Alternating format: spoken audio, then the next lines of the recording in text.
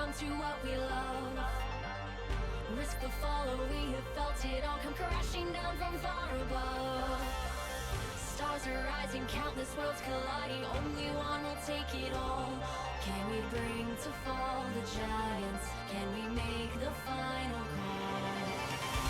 We are the ones to ignite the darkened skies, the champions of the world that we defy. A solo ride, but the few who rise up high, and we all fight at the last light.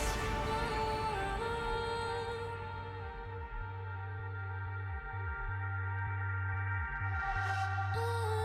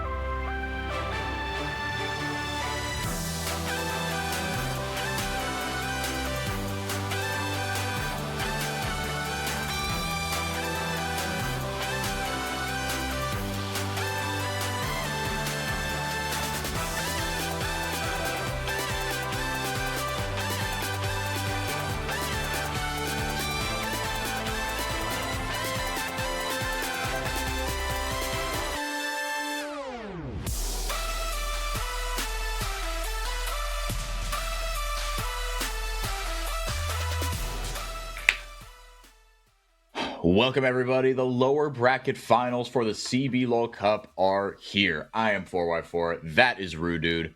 This is Red Canids versus Furia. This is the final that we all thought we were going to get when this whole thing kicked off, but Loud, they are doing Loud things, so they await in the upper bracket, but all three of these teams are at minimum qualified for America's Cup, as you can see right there. Loud have a chance with one best of 5 to go to first stand. Meanwhile, Red and Furia, this should be, Roodood, a knockout drag down series. This should be really, really fun because I think we both agree. Look, Loud, they could do it. Shoot, they could win the whole thing. I wouldn't be like, I would be surprised. I wouldn't be stunned by anything at this point. But both these teams coming into this one with a ceiling as high as anybody. Exactly. And you're quite right that, Loud, they could easily take this tournament home and it wouldn't surprise us. Hell, maybe they're even the favorites after they took Red down in the other upper bracket, but it feels like we're going to get a better series today than we will do tomorrow, which is a little bit saddening, but we're hoping to be proved wrong, as ever when we make these statements or declarations, that we hope that we're wrong, and we hope that actually we're going to get a banger today, a banger tomorrow, and everything will be just gravy. A likelihood of that happening, who knows? All we know is we've got Red versus Furia today, and these two teams have shown us lots and lots of good stuff in the past. Furia are on a very good hot streak at the minute. They took out Leviathan. Nobody really expected them not to. And they took out Los last weekend as well, which maybe was a little bit more of a close run thing, or people expected it to be closer. Bit of a banana skin game, if you will. Yeah. But, yeah, like you said, they got over the hump. Los Grandes kind of a bit exposed, if you're asking me, in best of 5. But, look, this team still has a solid foundation to build on. I think them versus Cade for kind of that last top 4 spot next split will be really interesting. Cade making some roster moves potentially, which is also very interesting, but we're not here to talk about that, unfortunately. But it is really spicy if you want to just check all that out. But the CBLOL, it never disappoints. I feel like we've gotten more drama in one split that isn't a split of the CBLOL this year so far than we did in all of 2025. The CBLOL is so back. Yeah, and that's what we need, right? When the LTA South was the thing, we were just kind of like, whatever, we'll do the done thing and we'll play our League of Legends. CBLOL comes back. Now it's when we get, carnage, chaos, everything in between. Yeah. So let's get those rosters on the screen for you real quick. Let's talk Red Canids first, Roodood. They are the ones that suffered a bit of a shocker, not a shocker, but an upset against Loud, FNB, Curse, Kaze, Rebello, Dusty, and not 4x4 and Roodood. Otherwise, this would go marginally worse. There you go. Exactly. Go much better. We'll put you on the Amumu. What can go wrong? And we'll just grip it and rip it. But Roodood, I think it's so.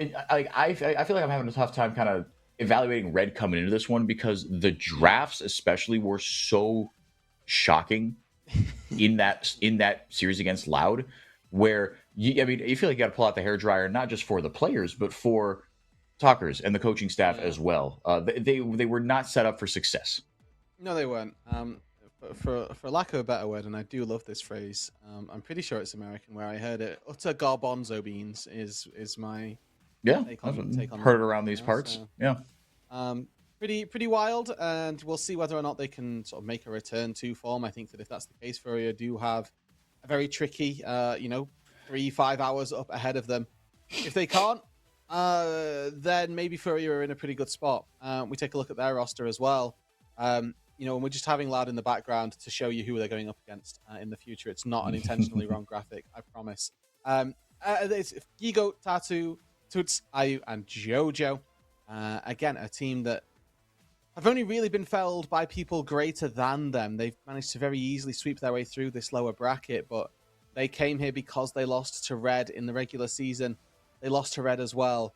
It's time now for them to try and turn that back around. It's not really been a close run thing between those two teams either. Every time they play against each other, Red kind of smacks them. Yeah, they certainly seem to have a little bit of a hoodoo over them, which it is a bit surprising to me, just kind of how, I don't know if one side is the right word, but I'll use that for now as a placeholder. But because, especially in a best of 5 Fearless, I'm just excited to see both these teams go at it. For so many, in the top lane, right? FNB versus Gigo, these top laners that are so flippy and can have such just monstrously good or monstrously bad performances. I mean, Gigo has been a little more inconsistent for my money this split, but FNB didn't exactly kind of cover himself in glory in the playoffs so far. But again, I can't get that asterisk of the drafts were really, really poor. Yeah. But at the same time, FNB did feel invisible in that series. And you can't be invisible against Gigo. I mean, say what you want about the guy, but if Gigo shows up and plays the League of Legends, we know he can. Either one of these top laners really can take over the game. And I mean, if you're looking at, I mean, that could be very even. But if you're looking at mismatches, the mid lane, again, is where I'm a little bit more worried. But I will say, I do think Tuts is starting to find his groove a little bit. Yeah, there's a little bit there that's making us think, this is an area that could start seeing some traction, could start having some benefits as we continue through the rest of this playoffs, and it's going to need to pretty soon, because this is pretty much this is the final weekend, actually, for lack of anything else. This is the last weekend they've got to really show their faces, show their metals, or what it is that they can accomplish.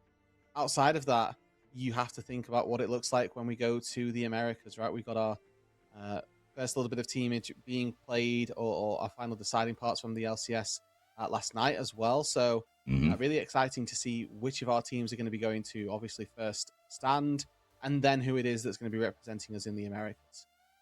Yeah, that should be very interesting. Yeah, for those that missed it, Lion did take down TL kind of in more dumpstery fashion than I would have expected. So we will get inspired at some sort of international event. And Sentinels will be the second team, as well as Cloud9. Whereas for us, it will be some amalgamation of Furia, Red, and Loud. Teams getting into their seats here as we zoom in on the CBLOL Cup here. Yeah, FNB finally got a chance to go international, but it might be the sort of lowercase I international that we got last year again, where, look, I will say FNB acquitted himself very, very well in the Americas. The only team they lost to and ended up being Cade. So, okay, fair's fair, right? You took down 100 Thieves, you took down Shopify. Actually, no, I think they lost 100 Thieves. But then Cade beat 100 Thieves. Yeah, that's what it was. Apologies. Yeah, but look, he still acquitted himself pretty well, like I said. Into draft we go. I'm excited. I really want this to go the full 5 just for pure entertainment value, because, I mean, like, yeah, we always say, like, oh, we want a 5-game series, CBLOL, like, we want a lot of action. But, like, I really think just in terms of the drafts that these two teams can cook up and should cook up, and shoot, I'll even say maybe even for better or worse, we're going to see some wild stuff here in at least these 3 games. So Ambessa locked in first here for both these teams, and Orianna taken immediately by Tuts as the R1, if you will. Okay, so interesting, actually. I was expecting to see that Orianna come through first. Instead, they end up taking away the Ambessa, which to me, not sold on its particular strengths in this instance, but clearly FNB feels like this is the best thing that I've got to take here, and ends up putting it in his back pocket. I think it could be going to Curse.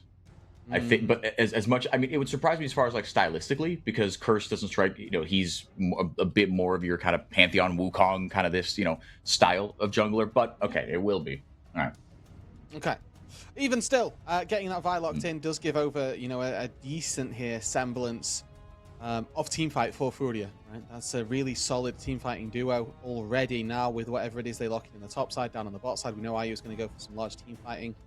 We're expecting Gigo to be able to try and, I would say, make this top side a little bit flippy, for lack of a better term, that they're probably going to go and make a pretty big meal out of this top lane matchup with either positive or negative connotations associated. Yes. Yeah, I think you got to get your top laner right here. Just R3, otherwise there will be a couple more target bans coming in hot. Zahen is the hover, and Zahen is the pick. How you like that into Ambessa?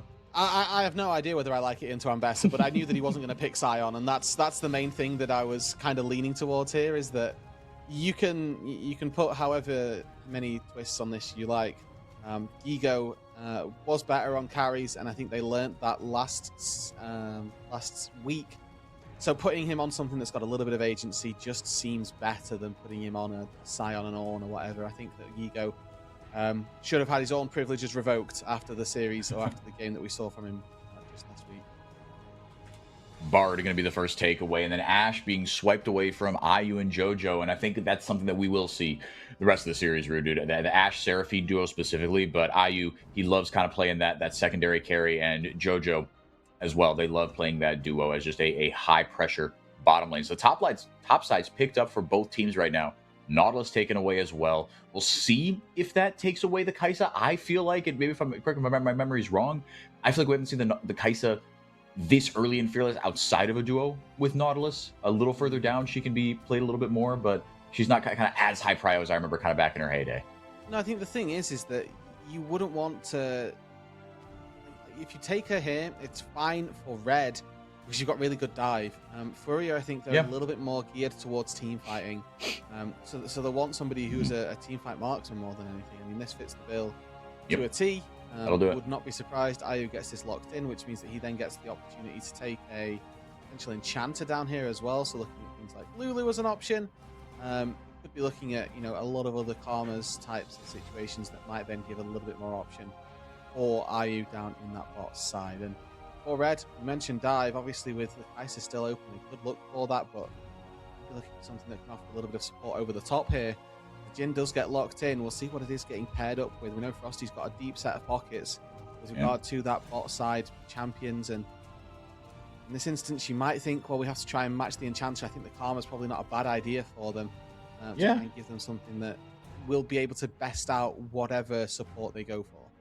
Yeah, I don't hate the Jhin Karma, and actually, I feel like I would have liked the Nico a little bit more just to really, like, just go, capitalize the D on the word dive, if you will. But maybe there's a school of thought that says that's overkill. But you do leave that Nico open on the other side, and as just again another ball delivery system, you could chain that together? Question mark? Maybe. We'll see what it is. Yeah. And where they go for. Could be. But I wouldn't hate this for Khan either. I think that's a fantastic pick in this composition. For me, like you start fights from a couple different angles. That's what I like about it, right? You can attach the ball to a couple different locations and just and send it in. Go crazy, yeah, exactly. And that's kind of the hope. Ego Tatu and Jojo all coalescing ideally in this sort of perfect world. I do like the Karma. It's sort of preempting a Lulu to try and be able to sort of beat it out. The issue with taking that so early is that, well, what if they just don't pick the Lulu here? And that's kind of the pitfall that they've fallen into. Still got a very good lane, and don't expect them to struggle in that aspect, but would definitely like to have seen, or would definitely like to see this Karma be punished. Instead, it will be, like you said, Roodood, just raw team fight. Let's get a prediction here, though. Our producer, Rose, says Furia 3-1. Chat, let us know what you think in the prediction. I don't know. I think literally any result would not surprise me. Even if there was a 3-0 on either side, that wouldn't stun me. But for the sake of putting a prediction out there, I will say Furia in 5.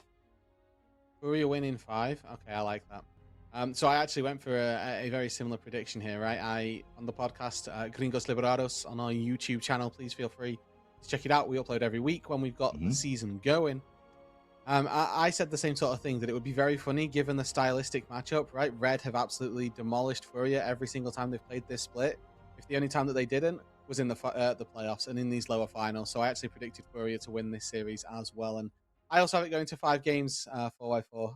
On the podcast, I did say it'd be very funny if they went 0-1, 0-2, and then 3-0'd on the flip side. But I think my realistic prediction is that they're probably going to win, and they're going to win 3-2. All right, so looks like we are all aligned here. Yeah, there's just something about Furia, man, or about Red. Like I'm having a hard time trusting them all the way. For whatever reason, Furia to me just feel like a slightly more solid outfit. And maybe if I'm being honest, there's a part of me that wants to see Furia be the representatives at first stand. Look, whoever goes is just going to get their teeth kicked in by Gen G. Let's just call a spade a spade. but I think Furia, have the potential to give a little better account of themselves, just based on what we saw last year after Split 1 at MSI. And I want to see them get another crack at it, because they were so close to putting together what would have been, in my opinion, the best showing by a Brazilian team ever at an international event. But instead they fell at the final hurdle twice, once to GAM, once to G2. But I want to see them get back there and prove that they can do better. But look, but that's not to say that Red couldn't. I think that Red are a little more consistent. That's what it comes down to for me. Yeah. But either way, we should get an awesome series here. We're so grateful that you guys are spending your Saturday morning or afternoon or shoot, a night, as it were, for some of you, Yeah, Rude's been on it all day. I got a notification as I went to bed last night that there was some LPL. So Yep, that I was on. and then I woke up to Excellent. some CBLOL. That's what you need. I woke up to the LPL and now get to spend the mid portion of my day taking a look through some of the action in South America. Very early, good to see that there's a little bit of help from Kaze as he makes his way into the top side and puts a little bit of a ward down.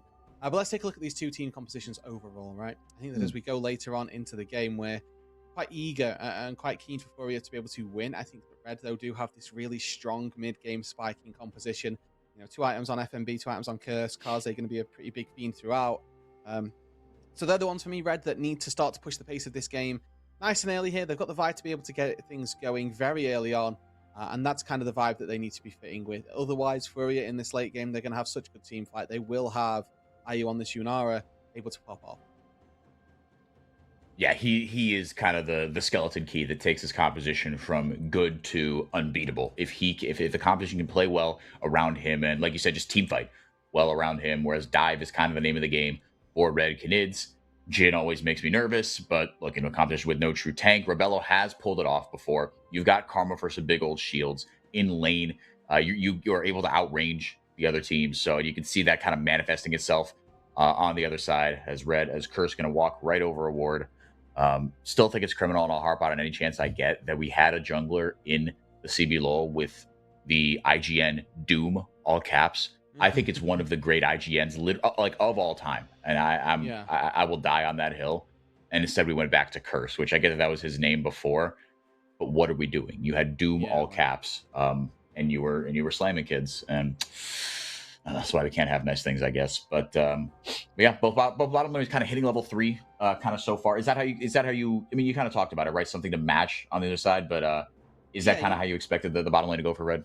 You're expecting the Karma Jin lane to be absolutely dumpstering, ideally. If they can't, then that's a pretty big deal. We would like to think that they can get some good advantages very early on and make sure that they can force some recalls, get that early lead that they need, as this duo will require, as the team composition requires as well.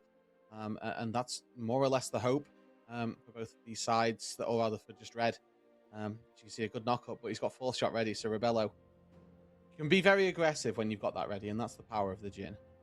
Absolutely. Looks like Tatu got a hold of that crab via the smite. Seismic shove not going to land.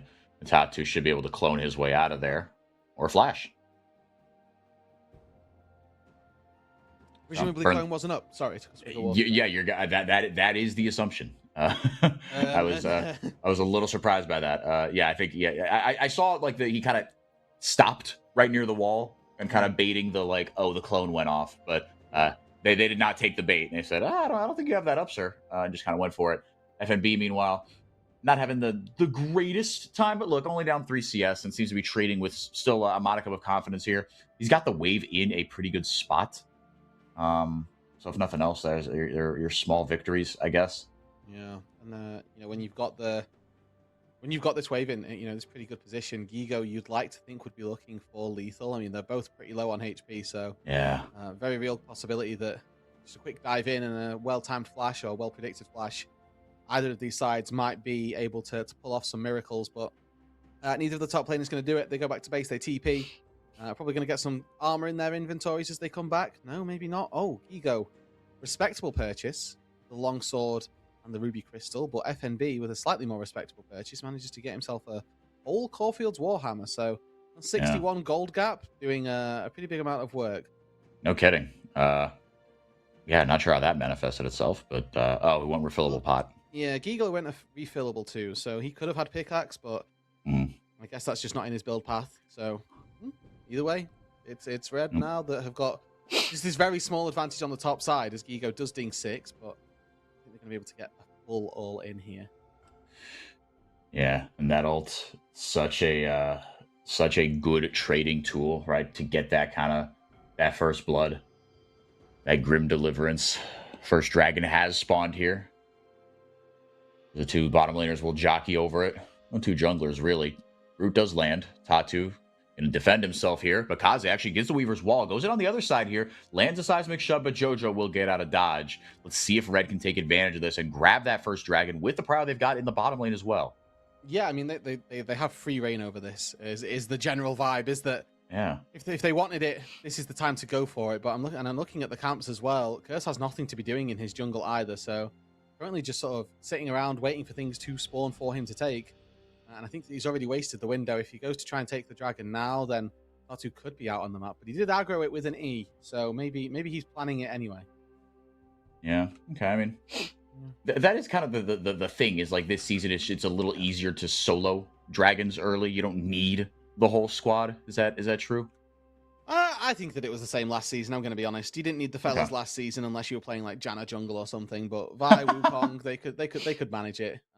Sure. Pretty easily, regardless. Either way, though, we've got a now opportunity for Tatu on this level 6 marker to try and make his presence felt. These top laners have been scrapping quite consistently, so very real possibility that we see them go again very helpful either with one another. And our junglers dinging level 6, both of them on the top side. It's when Gigo starts to. Unfortunately. Yeah, not a ton of action here early, but only 7 minutes in. Did get that first dragon just mopped up very easily there by Curse. And I mean, Rebello and Frosty, they're doing what the doctor ordered here. They are just keeping Jojo and Ayu locked under this tower and grabbing themselves a place as well. Yeah, the CS gap is just, wow. I'm glad you pointed that out to me because I knew it was I thought it was like 10 or 15, not freaking 30. That is, wow. But then just the $1 million question, Roodood, right? Like, okay, you body the Jin Karma lane. Fantastic. You got even a plate and should get a second one here on this recall. Good. Is that good enough? Well, no. If it just amounts to that, then no. If this leads on to them getting more, then yes, right? It's about how they use this now time to sort of have an advantage more than anything. If they can use this time to put themselves in a position where they secure multiple sets of plates and they're able to rotate around the map, have a very good time of things doing that as well, then maybe. But they go back to base. He's working nicely towards a Storm Razor here, Rebello, which I think is just Jin's best item, period. And yeah, it's nasty. You run so quick and you can never get caught. So I think that this break point in items for Rebello, he's going to hit that Storm Razor much before Ayu hits Kraken. So a real possibility that there's a large advantage coming out of that bot side, and a real possibility that Rebello himself will be able to do some dangerous things too for you. Yeah, certainly got everything kind of locked and loaded here. And Tatu starting up these grubs here on the top side. Nothing to trade, still very far away from that. But you do see the two bottom laners kind of get hoovered into the mid lane initially, and then, or I guess there's the two supports. The 80 carries kind of went down to the bottom lane still. Frosty going on an adventure, just making sure that the vision, if nothing else, that war is still being won by Red Canids. Just the two grubs taken by Furia. Okay, there we go. The third one does land there. Shockwave is Tuss looking for the all-in here. Just Arcane Comet, no electrocutes. That big kind of bursty threat, not there. Seismic Shove, very nicely landed from Fog of War by Kaze. Yeah, and I mean, this matchup in the mid lane, maybe one that we were expecting to be red-favored. Kaze been by far and away is the best mid laner that we've had through this split, and Tut's not really been able to follow up. Grim Deliverance up on that top side. Fortunately for FNB, there's a little curse waiting in the brush. Hugo still has a lot of HP here, so we might feel confident to step up. Yeah, looks like the ult has worn down. So, looking for that flash Q. Very nice, but the flash comes in immediately to get away from the public execution. But Curse able to follow up with the ultimate of his own, cycling the abilities very well. But Gigo making the heavy weather of this. Man, oh man. That could have been ugly, but just enough for Red Canids to grab themselves first blood to FNB. Yeah, I love that from Curse. I personally really thought massively overcommitted there.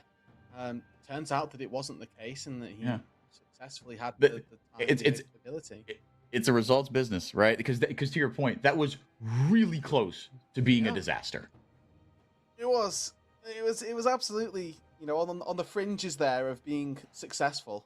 A pause has happened elsewhere, I feel like, on the map, judging by where the cameras are going, and unless, of course, we're going to go over and then see Gigo just throwing a tantrum over the fact that he exactly. Yeah, I think overall, this is usual regular gameplay. So Red out to an early lead here, and out to a good start in the bottom lane. And like you said, the mid lane a little bit more even than maybe we thought. But look, still early doors. And the team fighting for both these teams is where really the mustard is going to be made. No, the sausage. Why did I say mustard? Yeah, sure. Yeah, Just gonna cut the mustard. that cut. There we go. Thank you. Saying we Yeah. were research. Yeah, I am curious to see where this composition is gonna where this pause is gonna come from. Rose, what does Red need to do to win? For me, they've got to snowball this advantage, because if it gets to 20, 25 minutes and these compositions are even a little bit similar, I trust Furia's team fighting a lot. But the individual skill of guys on this Red Canids roster, it does favor me. Maybe want to tip the scales towards them a little bit, but some of the champions that they're on don't really have kind of that capital C carry potential. This to me feels like a game where Red have to snowball, especially in this bottom lane, right? I mean, this is an absolute dumpstering that happened in the bottom lane. Oh, hang on a second, and we're just going to go right back in. Tatu going to get the shutdown that actually came in onto FNB. Okay, I have 1 kill and I have a shutdown. All right. And you know, whether or not that's fair, valid, or anything in between, that's Yeah, the situation we find ourselves in, and a little bit more gold goes over to Tatu than we might have anticipated. But he's going to be going back to base, probably picking up his Trinity Force very, very quickly here off the back of that. And now Frosty going to be spotted on a pink ward as they move into the mid lane here. Good setup for Toots as well, as there's a pink ward on the top side of mid.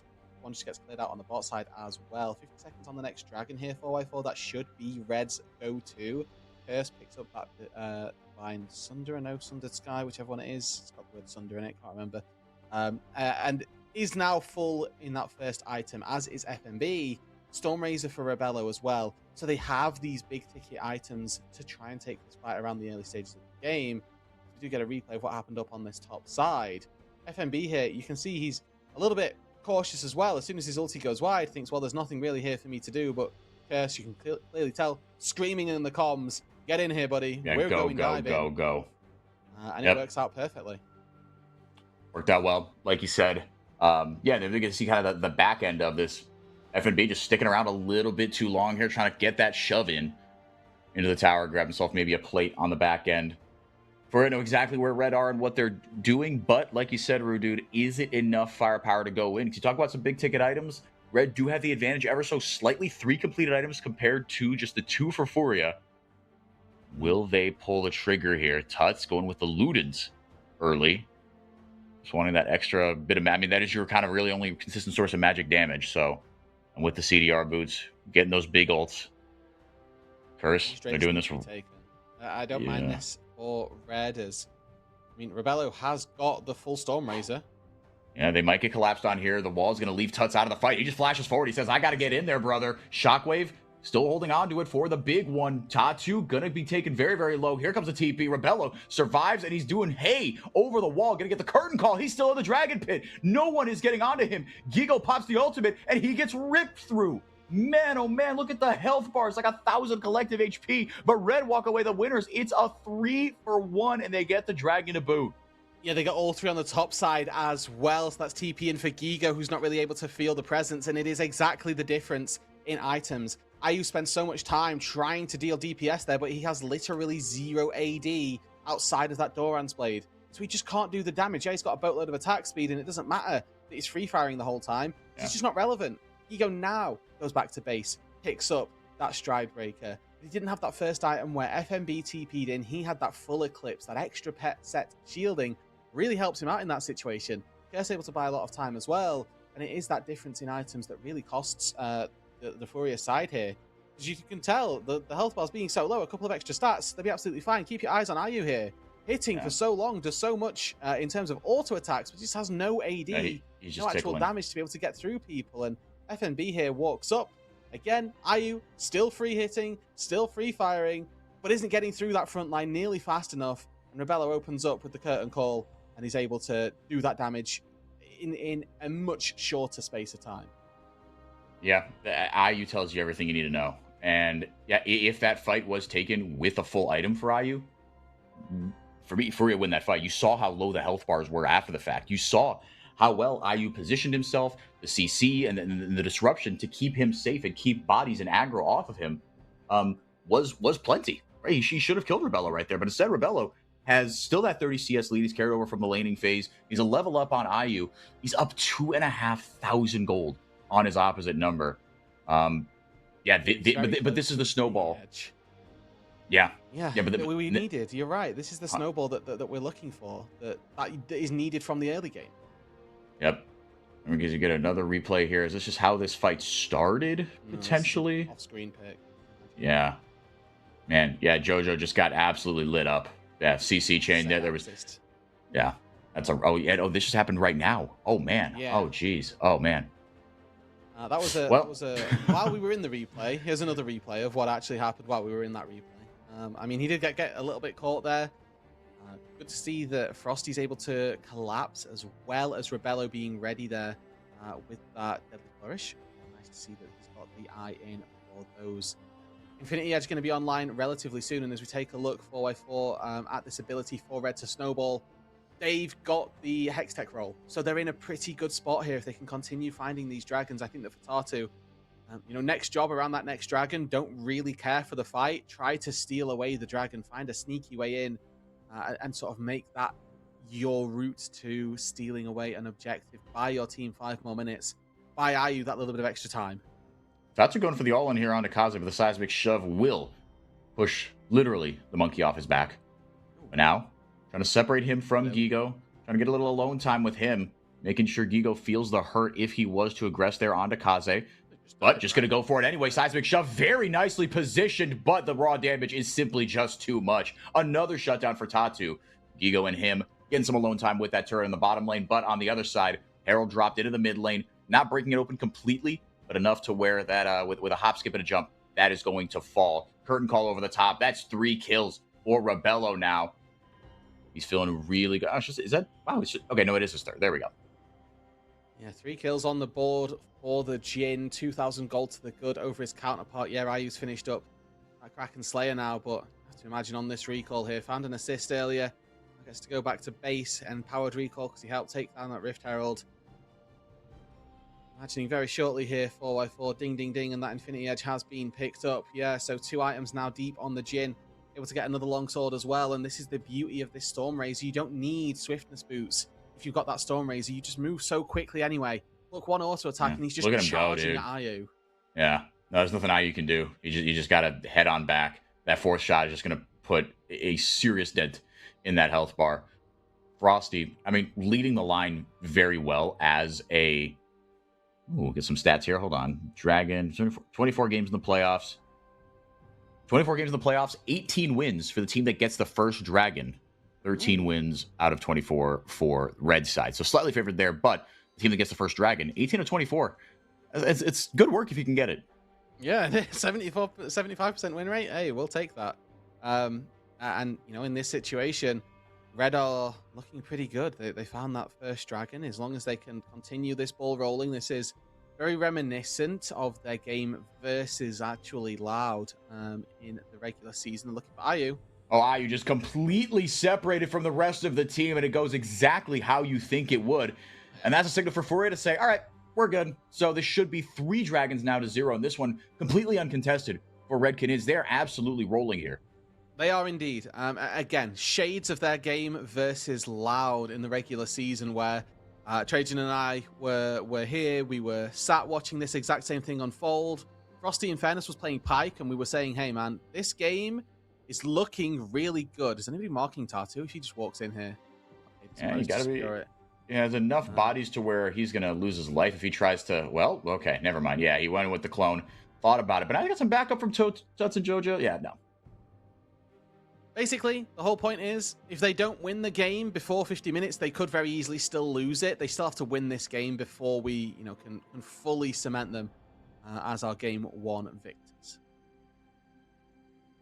And for Furia, the lead is getting a little more dire. The Dragons, even less in their favor. Grub's actually 2-1 from earlier. Not that that matters that much in 2026. Ego gonna get dove here. Does have the ultimate, goes in, but gets rooted and locked up before he's able to do any sort of damage. With the Potato arrives just, and I mean just, at the right time. And now it is a 5v3 if they can catch up. Shockwave's gonna catch one. Kaze able to flash away. Public Execution goes in. The Cyclone gonna provide a little more CC. Jojo can't get in range. Curtain call from the other side of the map. It is your savior, Jin. He only lands a couple of the shots, but that's enough for Red to feel confident enough to turn the fight around. Gigo and Tatu are low. That is a ton of damage coming in from FNB and Kaze. Gigo, if he can get locked up, the deadly flourish doesn't find its mark. If he puts that on Gigo, maybe that's enough lockup to grab themselves another kill. So after all that, just Frosty goes down. Yeah, all 5 of Furia do escape, and they, find a kill. But they're losing out on the turret. They lost out on a mid-wave as well. So overall, things aren't going truly amazingly for Furia here. Good from Gigo here to be able to have at least delayed the initial dive and been able to survive for long enough. And then Furia really call in the cavalry. They go for all 5 members. Tuts flashes in, gets a shockwave, but only lands onto one. He's the big area of this map where they've got a massive gold lead. He's 1k up over Kaze right now, so he really needs to be landing those onto more people. All right, and Frosty will go down again here. A couple of supports getting caught out here. I was gonna launch into a tangent about when things are good. Did you see the America's Cup down there? Yeah, it's gonna be. It might literally be next week, is what I heard, which is pretty fun. So yeah, once the champions are crowned for CBLOL and LCS, then you get on that flight. Plane 2 and 3. You are going to Brazil. Brazil obviously going to host First Stand in a little bit. Would have been awesome to see Faker down there. Obviously, he's got fans everywhere. But it will be Gen G and Fear X. They were the other team that qualified. It seems like. So. Yeah, that was the. I didn't catch the full series this morning, but it was them or DK. So whoever won this morning's game will be the team heading on to First Stand. Do we have any LPL reps locked up or not yet? No, not currently. The series for that gets played probably at some random midweek point. Knowing the LPL, because they play all of playoffs in the span of like 2 weeks. So yeah. That's how it goes. Oh yeah, we have an upper final between BLG and JDG, so either one of those two teams will be there. We just don't know which. It looks like BLG for the most part, but we're not too certain 100% yet. Okay. There's your LPL update, contractually obligated but still yet sponsored LPL update. FNB Rebello. Why is that? Yeah. I mean, technically they're paying me, so I don't know. I'd call that as sponsored as it gets. Yeah. No, okay, that's fair enough. Up the tree. That's sponsored. FNB and Rebello, they've got themselves both heel cut here, strictly just for the Zahen. I think, unless there's something I'm missing. The Tuts, Tuts on the other side. He's got himself a second item, going to be that Zanya. Fiend Hunter bolts coming in for IU as well. You talked about the 2 items for the side of Red Canids. For both these, for a couple champions. I mean, the 2 items on Vi. This is her signature 2-item spike. You can start to really make hay here. And Curse, I mean, just screaming in. Speed boosted up there by Frosty. He's got the Echoes of Helia, so going to be a little more healing on that side as well. FNB going to take that tower down, give themselves just all the room in the world to play with. Because guess what, Roodood? 45 seconds, we got another dragon up. So that Chemtech, or that Hextech soul, is going to feel really good on kind of whoever. You're not going to get as much value out of it as just from a kind of true AD carry, if you will, more traditional, I'll say, AD carry. But still, to keep everybody in their place, land a key seismic shove, land a key deadly flourish. I mean, there are a lot of key abilities that if everyone just holds still a little bit longer, you can snowball a fight with for Red Canids. Let's see if they take it right on spawn here, as their vision is getting ripped through on the top side, but they still know exactly where they are. Curse looks like he's potentially still looking for a pick. Kaze playing the vision game, but he doesn't know there's a stealth ward right there in that mid lane. If I'm Rebello, I'm screaming, any fight is a good fight. I've got 3 full items. I went back, finished off my mortal reminder. Peel me, keep me safe. We can't lose is the kind of vibe that we should be seeing from Rebello right now, because there's barely any armor on this Furia side as well. So don't leave it to chance. Don't leave it to 50-50. Try and find a fight. Kaze's got the Weaver's Wall ready to go. And if Furia don't spot him here, that's then a problem. Dragon going to get unaggroed. Kaze will show himself, and they lock up Curse, and down he goes. So that should be the Dragon over to Furia, but what about the fight? FNB goes in with the public execution, goes right back out with massive, and I mean massive shielding. Wide. Fourth shot goes wide from the curtain call. Wouldn't have been the death of Gigo, but certainly would have taken him out of the fight for a bit. He doesn't have TP either, but you know who does? That's FNB. And he's going to TP right back into the fray. He should anyway. There goes the Weaver's Wall. So Dragon taken by Furia. It's FNB. not good. Yeah, he goes right back in. Frosty in some trouble. Does land the root, though. Fantastic play by the red support to keep himself alive and keep his team in a good spot. It's a 1-for-1 as Rebello does go down. That should be the signal for Furia to go right back in, but Kaze playing this very nicely as well. So it is just a 1-for-2. And Red just played the fight just so poorly. They send Rebello into the mid lane, leaving Curse out on an island. He then gets engaged on, gets picked off. Really good pickup from Jojo, Tatu, and Tuts to recognize, okay, the jungler's there. We need to take them down and delay our game for 5 more minutes. And that was the first job. But then they look to try and take a fight, re-engage in a 4 versus 5, which again, completely lost, completely misguided. As soon as they see the Jhin walk up and take that mid wave, they immediately snap on an engage. And it does such a good amount of damage and so much work, really, to make this fight all but won for Furia off the gates. And DP comes in from FNB, so looking to use that big shield to try and split this fight, but the wall doesn't last for long enough, not quite timed well enough to section the carries from Furia. Ego lands a good grab onto Rebello, and as soon as that lands, you know that he's going to fall as well. All of Furia pretty much immediately put all the damage down that they can. Now Furia right back in this one. Only down 700 gold. That is a nominal amount of gold. Baron has been up for a couple minutes as well. And now, Roodood, do you feel like the balance of power is tipping a little bit? We haven't seen Ayu get really involved. I mean, he's not been kind of the hard carry so far, but he's got his couple first items here. He doesn't have a kill to his name just yet, but he is, like we said, the straw that stirs the drink. If he can stay safe in these team fights as the game gets going later and later, it's hard not to favor Furia. And they've already got so many advantages, sort of that top side as well. Jungle and mid both, you know, nearly 2,000 gold ahead apiece as Curse now caught. Yeah, jockeying for that vision. Deadly Flourish splits the uprights. Quickness pop by Jojo. Doesn't find anybody. Gigo was looking for his way in on the other side. The pig's coming down. They say, what are you doing there, big guy? But that would have been a pretty epic collapse in a good way there for Furia, should they have pulled that off. But Kaze taking no chances here with the Weaver's Wall. And try to do some damage to this mid lane.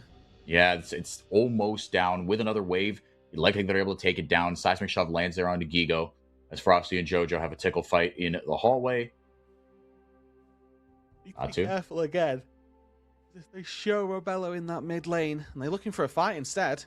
Ult goes in. Tatu taken very low. Pops the clone Cyclone. FNB and Gigo on the other side. The curtain calls. Going to do some damage there. But again, a couple of ultimates blown here. But on the other side, a couple of ultimates down as well. Obviously, the Cyclone having to be used defensively. Shockwave should be back up in no time flat if they want to look for something. But still, Red doing a pretty good job with their lane assignments and just kind of sieging down these last couple turrets. But no pain, no gain. I mean, the turrets are still standing. So yeah, wasn't really good lane assignments. Well, they got a little bit of chip damage down. Yeah. Whether or not they can go and repeat that in minutes time once they've been back to base, spent their gold, etc. We'll wait and see. I think that from here, I'm still not against Red taking this game. They've got still this very, very strong Jhin, who I do think has an opportunity to do a good amount of work here.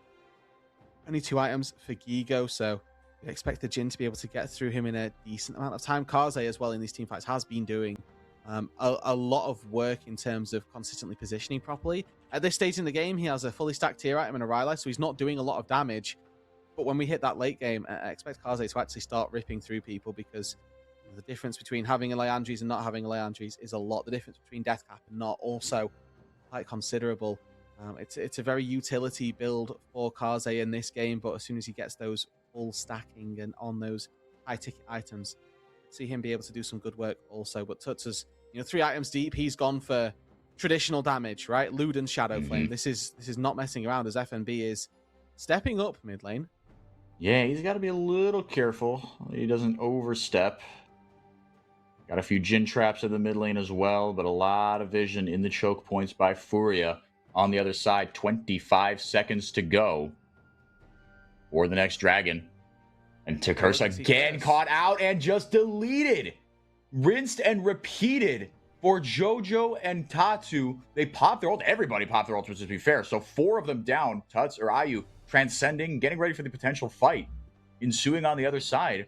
And now Furia should be able to walk away with this dragon as well. A couple of blunders vision-wise before these last couple dragons. Yeah, and I wonder if that means that Red are going to look to try and take a turret in the mid lane as their response. But you can see Furia, no hassle. They just walk in, take that, and okay, Gigo used his ulti to not get hit by that. Maybe he expected there to be a few more people in that brush than there actually were. Kaze's chasing, though. Yeah, he is chipping everybody down in the Rylai, certainly helping him keep within striking distance. Seismic shove. Jeez Louise. Almost lands there as well. He's able to get out of dodge. Furia walk away with another kill and another dragon. So they're hanging around Roodood, and that's the most dangerous thing you can allow Furia to do, especially with this kind of composition, is hang around. Yeah, and I mean, for Red as well, they're not quite doing what they need to here, right? They could have had the soul 5 minutes ago. They could have had the soul just now, but it's Curse.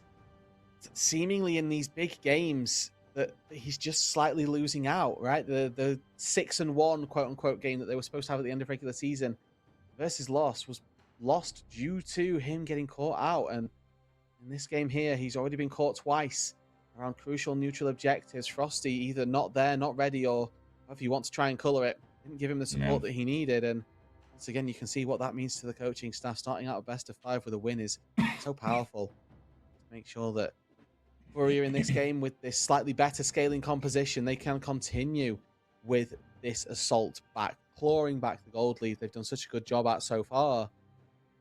Now they're dead even, but it's a game of 2 lanes here. So it's jungle and mid for Furia versus the top and AD for Red. FNB level 17 on this Ambessa.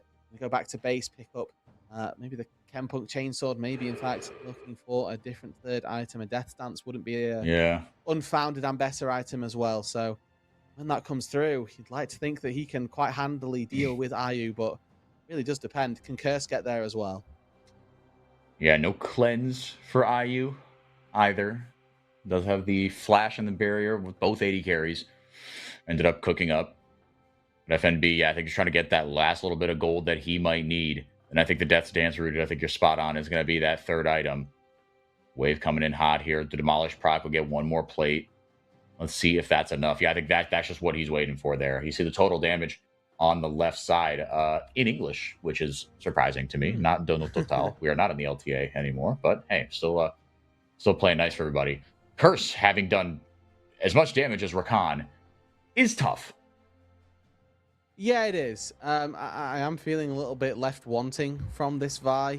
I think that they were a little bit missed from Curse through this early game. But the good thing is that as long as he presses R onto Ayu, then we should be good. That's all he needs to do. Vi, not a difficult to execute champion.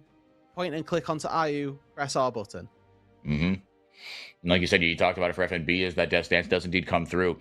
That he's got a sight set on Ayu as well. And look, again, not unfounded, right? If you can get onto this Yunara, the whole game just gets so much easier. And the rest of the damage from Red Kid should be enough to just overpower the rest of Furia. FNB up a completed item on his counterpart, but Gigo probably sitting on some gold here. That gold difference doesn't quite pass the sniff test. He should be sitting on a little bit. But both teams right now just, I think, recognizing that, look, this game is on a nice edge right now. Furia wanted to get that third item for everybody. When it comes in, Hex Drinker has come in here for Tatu as well. He gets hit by a couple of pebbles by Kaze. Could spell death for him. But meanwhile, the Leanders has come in for Kaze as well. Rebello on his 4th item.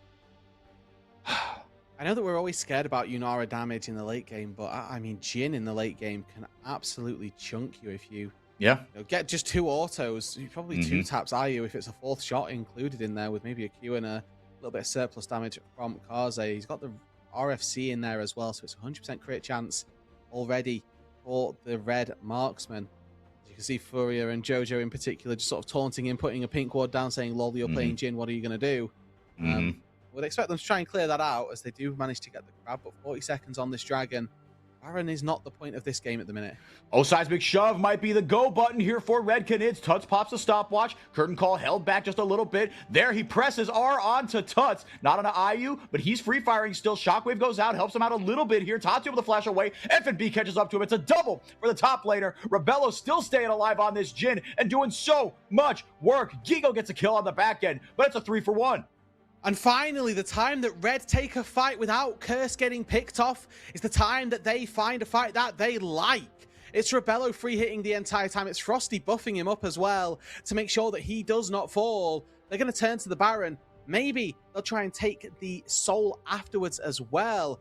I mean, if I'm Furia here, I'm really, really nervous, but I'm trying to make sure that Gigo can get down to that dragon as soon as possible. They're not taking this Baron very quickly. This is a Jhin Baron of all things, but take the Baron. They're going to make their way down to the dragon, try and secure their soul as well. And from here, the game becomes a lot easier for Red. They've got that late game insurance policy in the Jhin, in Kaze as well, who's doing pretty darn well. And they've got this, what will be sort of 4,000 gold lead, the Hextech Soul to boot, to hopefully put their way through this game.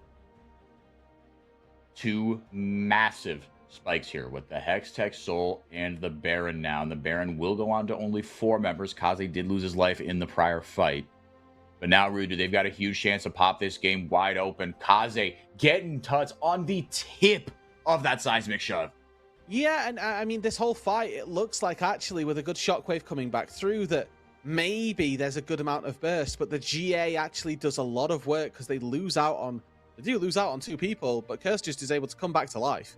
Kaze does end up falling after a flash and a Grim Deliverance from Gigo, so they commit very heavily for the Talia.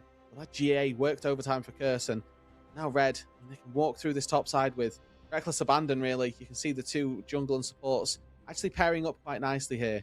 Frosty on one side, Curse on the other. Try and make some plays through to this top lane. Tier 2 turret is your expected target. Oh my god, look at Rebello's inventory as well. Vampiric Scepter and Seeker's Arm Guard. Wow. Wow. Yeah, just opting for that little bit of safety here. Looking for kind of that game-winning fight. Deadly Flourish lands. That's your go button. Curse going in. Tatsu responding with a Cyclone. Grim Deliverance in. There goes Public Execution as well. Curse goes down. Popped immediately like a balloon. Will not have the GA this time around. Seismic Shove keeping everybody in place. And Rebello, again, just absolutely free hitting. Untouched. Didn't even need that Seeker's Arm Guard. He gets absolutely just the freest kills he's going to find. This could be a 5-for-0, Roodood. It's an ace. Quite easy, quite well done as well for Red. That's going to be game 1 with Baron at their backs. Some Chrysalis to take down that structure as well. But it's a Rebello show, baby. 7, 1, and 6. This Jhin went unchecked in one team fight too many. Level 18, Seekers in hand. He'll get to T-pose on them under the Nexus as well. Great start for Red Kalunga. It got a little bit dicey there in the mid game, but it really did feel like you kind of said it as, I mean, almost not a throwaway comment, but like after the one fight, you said, oh, if Curse can stay alive, right? This is the one fight they got of the last 3 that Curse stayed alive. And with the GA, with the ultimate still available, the impact he was able to have in just the chaos he was sowing in the back line of those fights made it so easy for Rebello. Literally, it really, it was Frosty as a pairing as well. I do think this Karma had a really, really good showing. Yeah. It was able to do quite a lot of work just by keeping your Jhin safe and alive is always the go-to goal, more so than anything. But I mean, this game is always going to be that top lane that we were ignoring, that bot lane that we were looking towards. And I think that we got this attack by here as Rebello. That game, all his to win. You always kind of hold your breath when the Jhin is picked, but in the year of our League of Legends gods 2026 and even 2025, right, like big beefy tanks aren't really being picked as much in the top lane, so Jhin is definitely a safer pick. But Roodood, we called it out. Look, the advantage you can get in that lane, especially with the Karma, can be so huge, and that's exactly what happened. And we call for it to snowball, because it's all well and good to dominate the lane. What are you doing on the back end? But Curse, I mean, for a couple of his team fight foibles, kind of setting up poorly and getting caught out before a couple of the key dragons, letting Furia back into it. Let's not make any bones about it. Him and Frosty, like you were saying, were monstrous in the mid game and in the team fights as well, just setting up for the picks in these fights that started with just one ability, one seismic shove, right? One deadly flourish that lands, and then they just dove and just eliminated whoever was in front of them. And like you say, right from there, it's just all to do, and really easily to do as well for Red. Furia found some good success when they were able to get their own engages, but the second that wasn't the possibility, that's then where we found a lot of difficulties, right? So it's a complete duality. I do think that this is a bit of a worrying trend for Red. Curse in particular has made a little bit of a habit of getting caught out in situations they might not want to. It's fortunate enough in this time that it was early enough in the game that it didn't matter, but through the rest of this series, we need to be careful that that's not happening in the late game clutch pivotal moments. So, all's well that ends well, because, hey, you got the dub, but on the other side, Furia surely going to answer back with a vengeance. They almost got back into this one, very, very close, just a couple of, really one, I think if Tuts dodges that seismic shove, that he gets caught out in that mid lane, the momentum was certainly on their side. They could have gotten that third Hextech Dragon, push it to a soul fight. Maybe this game would have been different, but alas, in the lower bracket, win or go home. Furia down 1-0 to Red Canids. When we come back, we'll have game 2 and then 3, and who knows, maybe even 4 and 5. You'll have to stick around to find out. Don't go anywhere.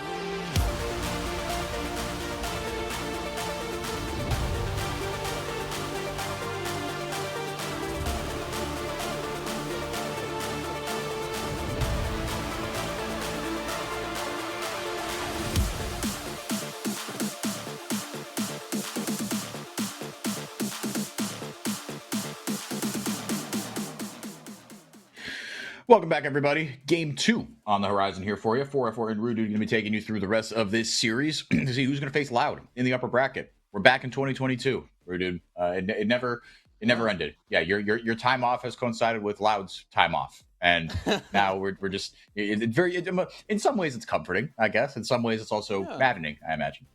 Somehow, all that Loud needed was to pair up perfectly with my clock, and that's led them to this position now, where they're in a very good position. Obviously, going to be making it some sort of international. They have to win one best of 5 tomorrow. If current trends are to be followed, it's against a team that they've already beat in best of 5. So we'll see where they land. I mean, they are obviously the team to beat at the top of the table. But for Furia and for Red, they've still got to do the hard work and get through this best of series here. So best of 5 underway. Red took first blood in that. Pretty convincing game. Rebello on the Jhin did very, very well. It's worth saying. But from that mid lane, maybe surprisingly, Tuts had a 2k gold lead pretty much consistently throughout that game. On the flip side of things as well, we did see Tartu again with a decent advantage in game number 1. It's where we've seen Furia do so well previously, is when Tartu is online. So we'll see if he can actually make that happen once again here. In a draft we go. Yeah, for Furia, I mean, it kind of like the early game draft wasn't built to kind of win lanes, but it was built to win the game. And Roodood, they got very, very close. They're going to pick themselves blue side and first pick here, or I guess I don't know who picked what, but you know what I mean. They got them. They are on blue side and will get first pick here. The bans. You do leave the Lulu open. You do leave. Nope, Varus is not open. Rise first picked immediately here for Tuts. Okay, so we'll see if Karze's feeling the spice of those mid-range mage killers in the Anivia or the Cassio to get locked in this first rotation. Probably going to come through on 3 if there's a lot of junglers. These two players might like. Xin Zhao screams to me out as being open, and first could have a look at that. There you go. It gets picked on up, and then if there's a top laner or an AD carry that either of these two sides are looking for, notably Corki, one of those marksmen that has typically been very highly sought after in the current meta, just does so much damage. Wouldn't be a surprise if that gets picked up nice and early doors as well. Xin Zhao on the other side. For Kurth, he has made a lot of hay on this champion, as have many CBLOL junglers, to be fair, but the Ezreal going to be paired up with him as well. Want to be playing from range, want to be playing slowly, playing a little more patiently these fights. Rebello going to be on a little bit more high skill cap ADC, to put it lightly. Yes, I'm sorry to all the Jhin players out there. I myself, a Jhin player. That champ plays itself when you hit 4 items. You run really quickly, you auto-attack people. Maybe there's an argument for landing skill shots, but who knows? As Tartu locks in the Jace, the Ezreal is going to be answered with Poke as well, and the Scion gets locked into the top lane here for Gigo. So we said Gigo looks better on those carries, those top style champions that can perform. They take him off of them after game number 1, and it's going to be locked to Scion duty. Yeah, so there's subplot number 1 is Gigo back on the tanks. Let's see what he goes up against, right? Let's see what they ban out, what FNB opts to respond with. Frosty going to be on Leona meanwhile. And subplot number 2, Furia still feeling like they're opting for a little more team fight. They're playing for the late game a little bit more. This Jace will be going to the jungle here, so Tatu does get something pretty explosive to try out here and to try and snowball. He does. And now for Furia, they have to try and find, are they going to go for more Poke here, or is it just Jace setting up? I think that they should be banning away the Gwen here on this first rotate or second rotation as well. Into the Scion. Very classic answer to a tank on that top side, and I don't have any AP yet, so always going to be a good ban. Whoa. Instead, we get a Zoe out of left field, so Karze's pick into the Rise does get taken away, which means that we're going to have Cassio and Anivia still open if you fancies either of those. Or, of course, we're just going to get Gwen left open, and then you would expect FNB to try and take that for himself. Yeah, if they leave the Gwen open, that's immediately where your attention has to go, obviously. And FNB, he's done a lot of good on that Gwen. He's had a lot of oopsie moments on that Gwen, but clearly he feels comfortable enough on the champion to keep playing it, keep coming back to the well. Senna and Sivir being taken away on the other side, just not letting those hyper-scaling, big, monstrous teamfight AD carries through. But of course, Roodood, there are still a couple that can come through. If it's still the flavor of AD carry you want, the Ophelio's still open. No, I'm looking at Lucian Braum here for Furia. I think Braum's really good versus Leona. I think that the Lucian gives you an extra little bit of poke with that culling. So somebody steps upon a mid wave, you accelerated shock blast, you culling them down. That can just be somebody's full health bar. The Gwen does get banned away here, so you'd expect to see a mid lane pick. Nice mage getting locked in here for Kaze. Be it the Anivia, be it the Cassio. For my money, Anivia is just so good versus Sion anyway, because you're able to block him off if he ults you. That it's just such a good pick to have in the back pocket to answer it. But we'll see what it is that Red look for. Can't be convinced that Kaze's not got something else crazy to go into. Yeah, no, I mean, if you're banning away a Zoe against the kid, then all bets are off. Gnar will be the answer into the Scion, so just kind of neutralizing that lane a little bit. Nothing too exciting to write home about. See what IU and company are going to lock in for themselves. Yeah, topside completely picked up here for Furia. Like we said, they fell us open. If you get the Lucian Braum again, you're famously very good at predicting these drafts. Or maybe it's just selection bias, and you had been in the time that I've been with you. Maybe even crap on LPL. Who knows? But I imagine it has not been the case. No, well, they opt for the Corki, which is also absolutely fine. And I don't mind Corki Nami here as an option to just absolutely slam what is going to be a pretty weak level 1 for the Leona explicitly. Obviously, Ezreal, one of the strongest marksmen level 1 because he gets ramping attack speed and a spare spell to go crazy with. But I don't mind them holding mid here because Anivia, one of these champs that really favors immobile targets. The second you see Corki locked in, you don't really want to play the Anivia anymore. So it feels like that's why Red held this pick. Whereas if you can catch Scatter onto a Corki, you still one-shot him regardless of whether or not he has Valkyrie or not. Syndra gets locked in. It's a really good answer to the Rise as well with being this mid-range marksman, or mid-range battle mage rather. But it does mean that Red are once again feels like a little bit gated by time here in that sense that A little bit. their team fight is more difficult to play as we get later just because they've got slightly squishier pieces and they're going to have slightly more things to watch out for in terms of Scion plus a wave coming through, the realm warping of a Scion into the backline. What caught my eye, Roodood, Syndra 7-1 in CBLOL so far. That is quite the lopsided split. Not bad if I do say so myself, you know. Not even a little bit bad. That is really fantastic stuff. A couple of short range targets, right, to kind of try and catch out for the side of Furia. But like you said, with Red Canids, this is pretty tough to execute. But you do have still, like in game 1, I mean, tougher to execute than in game 1. Gated by time, like in game 1. And like in game 1, you do have still Rebello on a champion that once he gets past a certain point, again, way tougher to execute, but can absolutely just take over a game by himself. Yeah, can take off, right? Like, can effectively properly deal with everything that Furia is throwing at them. So it's a big question mark once again. It's Doctor's putting his faith in the hands of the players and saying, if you guys think you can manage this, get it done. And game number 1 they did. Game number 2 we'll see if it's possible. I think that's JoJo's dad. Is either JoJo or Todd? I don't know. It's a dad that is always there in the Fourier jerseys. I think it's JoJo's dad, but yeah, you'd love to see that. Not in the Manchester United jersey. No, because he's a man of culture. He's not going to be wearing that rag. Yeah. Southampton fan, right? Mm-hmm. Hey, yeah. Look, I've got no. You know, we've not even close to hit the Manchester United banter club as they are right now. We have not even close to hit those heights, obviously. But hey, hoping to come back up after setting almost resetting the Derby's Premier League record for worst Premier League season of all time. Came down with 12 points last year. It was rough. Oof. Yeah, I remember Derby currently had 11 right at one point, but 10 in 2008. Yeah. 10. Okay, cool. Yeah, it was really rough. I only respect the Manchester United jersey in Brazil because they had a couple of, I mean, Bruno Fernandes right now, but they had two. Well, he's Portuguese. Left and right backs. Oh yeah, he is. You're right. But there was a left and a right back twin duo or little brother duo, Fabio and Rafael, that played for Manchester United way back when, and they were both Brazilian, and that was good vibes. Now I think it's just Casemiro. Stitched together with chewing gum and chicken wire, Casemiro. But hey, still doing a job. They're up to 5th place, so I don't know. Can't get too mad. Anyway, this is not a Premier League podcast.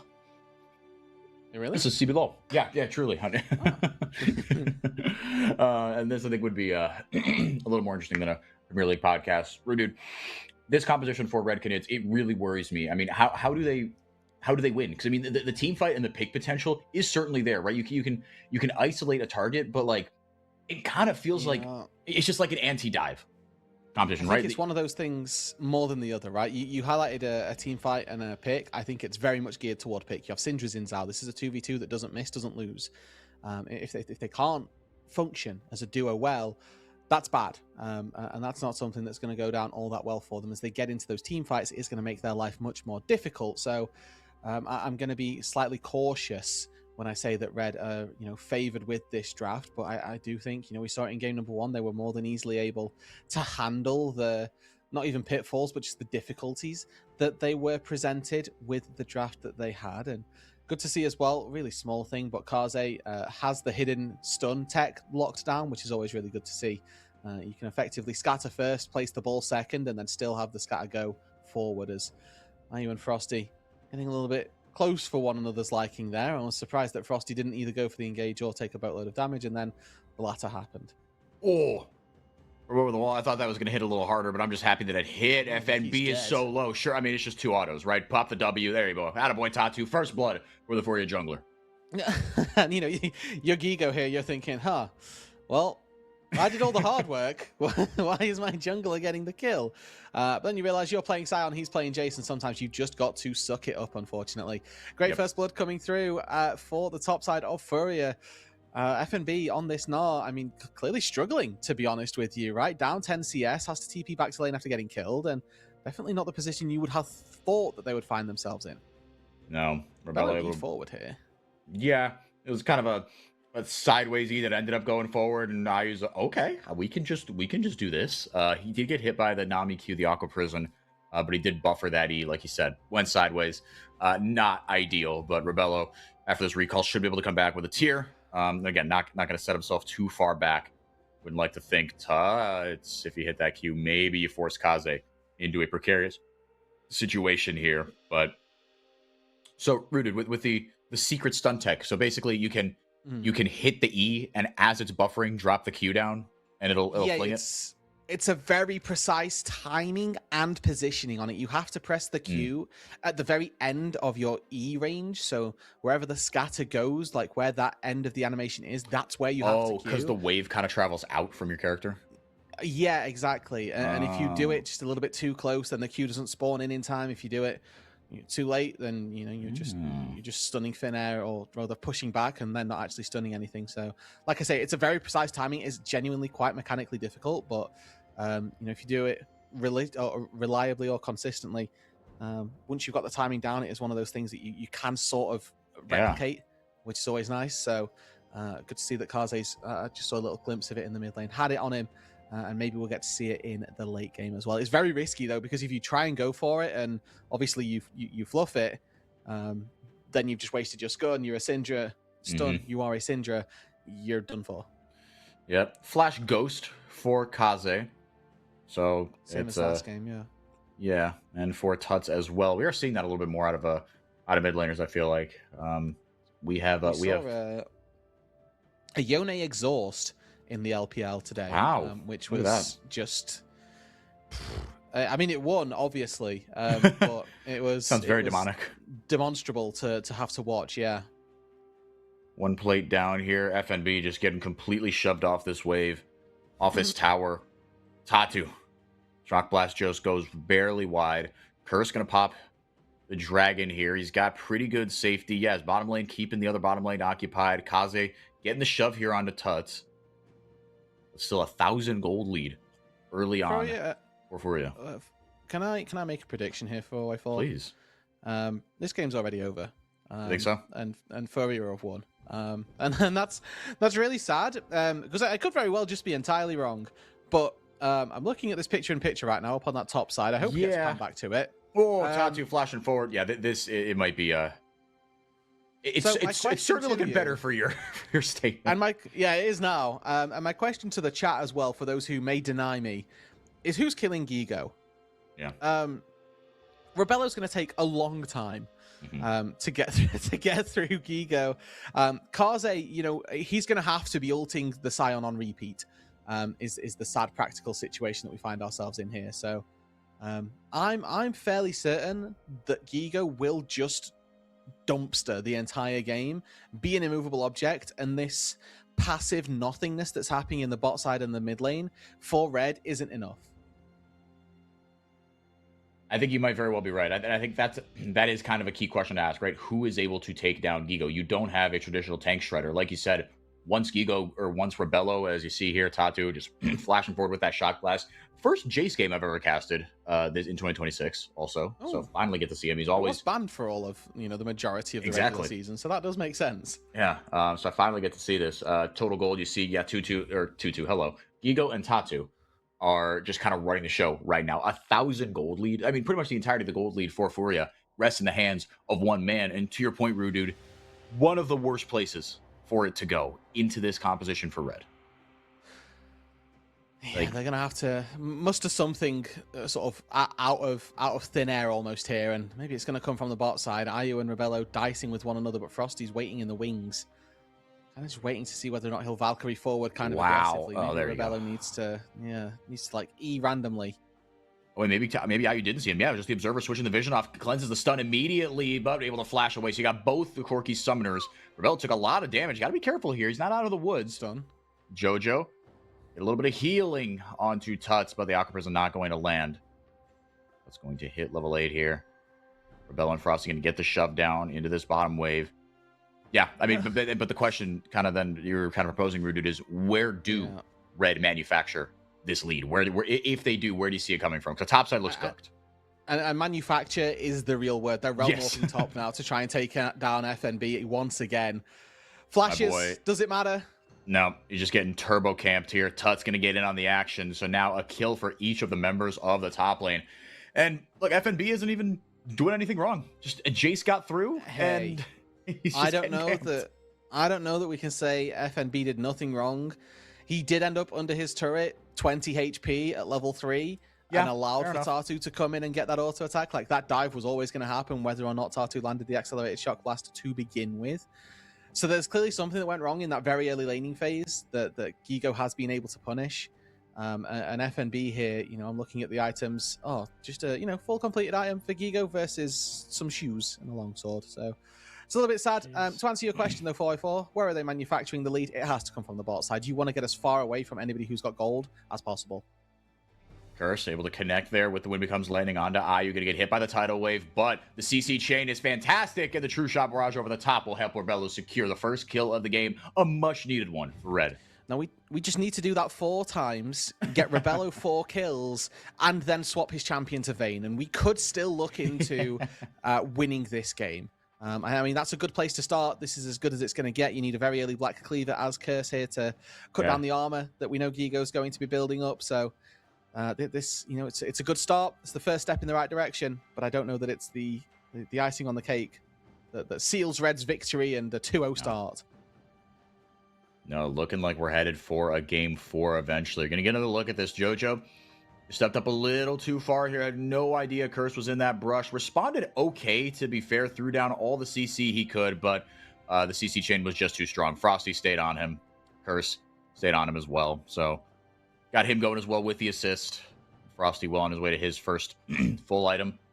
First dragon taken by Red as well. Grubs grabbed by Furia. So Red, they seem to have stopped the bleeding a little bit here, but I mean, God, just look at the health bar. I know it's Mininar and it's a bit of a false representation, but oh my God, it just looks so bad. Down. Like that's the bad thing here is that he's got -2 levels. As you get to see a nice, I wouldn't even call it an escape, but nice timed recall here for Kaze in the mid lane, who finds himself with a massive gold lead of 15 up against the Rise. So quite clearly going to be enough to deal with Gigo here.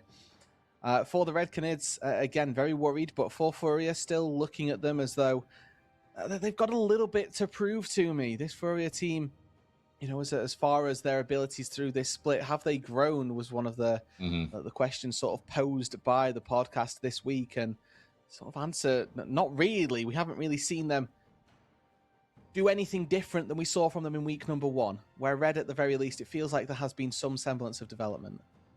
Scout of the week not going to land when it becomes lightning. Doesn't land as well. Tuts using the phase rush to get himself to safety, just barely sidestepping what could have been a dicey situation. Dragon going to be started up here. Yeah, Roodood. I mean, with both of these teams, right? I mean, Red and Furia, they both have a mid-game clanger in them. They both got a absolutely horrible draft in them. Red a little more so than Furia. True Shot Barrage goes in, thins out IU just a little bit. Can Red find a way to get into this pit? I mean, look at the mid lane as well. Gigo has roamed down, so he might even fire his ulti off, get back up to that top lane in time for the next wave. Instead, if he's got the time to walk there, he can do. Ooh.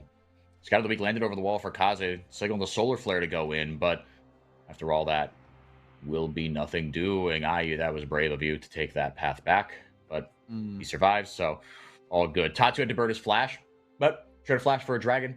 That is feeling all right. Got themselves even. Still only a 1,500 gold lead, but again, that doesn't kind of represent just the issue that the sign is going to be just passively stacking his soul for. And you see 614 there on the bottom left of his portrait. So you got to add about 500 gold, make it up, right, to Furia's lead here. Oh. Good connect here. Yeah, Aqua Prison does land. Zenith Blade does not. Tidal Wave, that's a free hit there onto Frosty. TP coming in from Gigo, trying to get Curse down. Gets his ultimate off to dissuade any sort of further engage, but he does survive. So all's well that ends well. 80 carry quest complete here for Furia, as well as those are going to start coming in here for everybody in the next few minutes. Kaze still crucially has yet to get onto his first item. He's going to recall and only get that now at about the 13-minute mark. I mean, that's not too bad here for the Red Canids. Gigo uses the big TP, this massive part of what you would expect the Scion to be able to do, and instead nets pretty much nothing from it.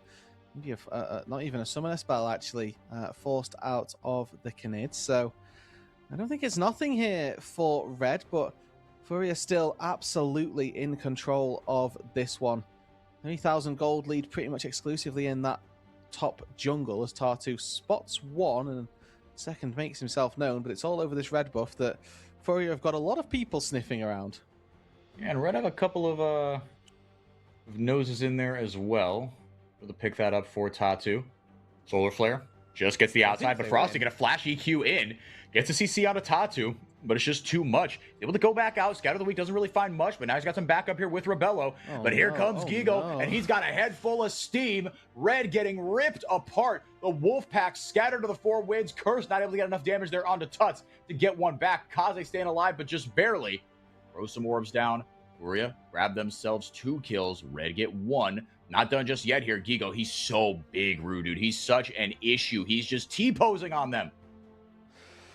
So it's a 2-for-1 here overall as Frosty and Curse both fall. I mean, Frosty there just absolutely losing his mind, it feels like. Solar Flare whiffs, and then he commits an even bigger engage himself, just sending his body on the line. And, you know the Gigo's nearby. You just saw him. It feels really disingenuous to think that you can go for that without sort of thinking that you're going to end up losing out more so than anything else. So very surprised to see that be the case, and very surprised that Red even went for that in the first place. But they lose out, and they'll hopefully learn from that mistake. I don't know. Yeah, you hope so. And this certainly feeling like a little bit more of a favorable situation, but you got to execute this really quick here. Tuts just dancing on them. I mean, making Phase Rush look so broken. Yeah, and then a Solar Flare just to keep them from chasing even further. There's no turret up here. Tatu was spotted, but going to get some good poke down, and we see why the Jace was pretty feared through the majority of this regular season. Tatu putting a pretty good dent into the HP bars there of Kaze. No contest here on this Herald. Furia seem to have gotten control back in this one. A little bit of a slip over the last couple minutes. FNB starting to catch back up just a little bit here. Only down about 13 CS, 1 level. But Gigo still very much an issue. Roodood, it's got to come from the bot side. You were saying it. Rebello's got himself 2 kills. Are you feeling any better about Red's prospects? So somehow slightly, but I don't think that it comes from Rebello necessarily. I think that it's the fact that FNB has managed to somewhat stabilize. He's only half a level behind. Like you say, about 13 CS down. We'll go back to base, pick up that Trinity Force. So, I mean, this side lane does eventually get better for the Gnar, right? You can go Blade of the Ruin King if you want to. You can go Black Cleaver, and you can handle the side lane quite effectively. But I'm left a little bit wanting from Furia here. It doesn't feel like they've got full control of this game, even though I know that they currently do, or should do, I should say. Yeah, no, I think that's really it, right? It was this nightmare start for Red Canids, and then you look up and okay, 3,000 gold.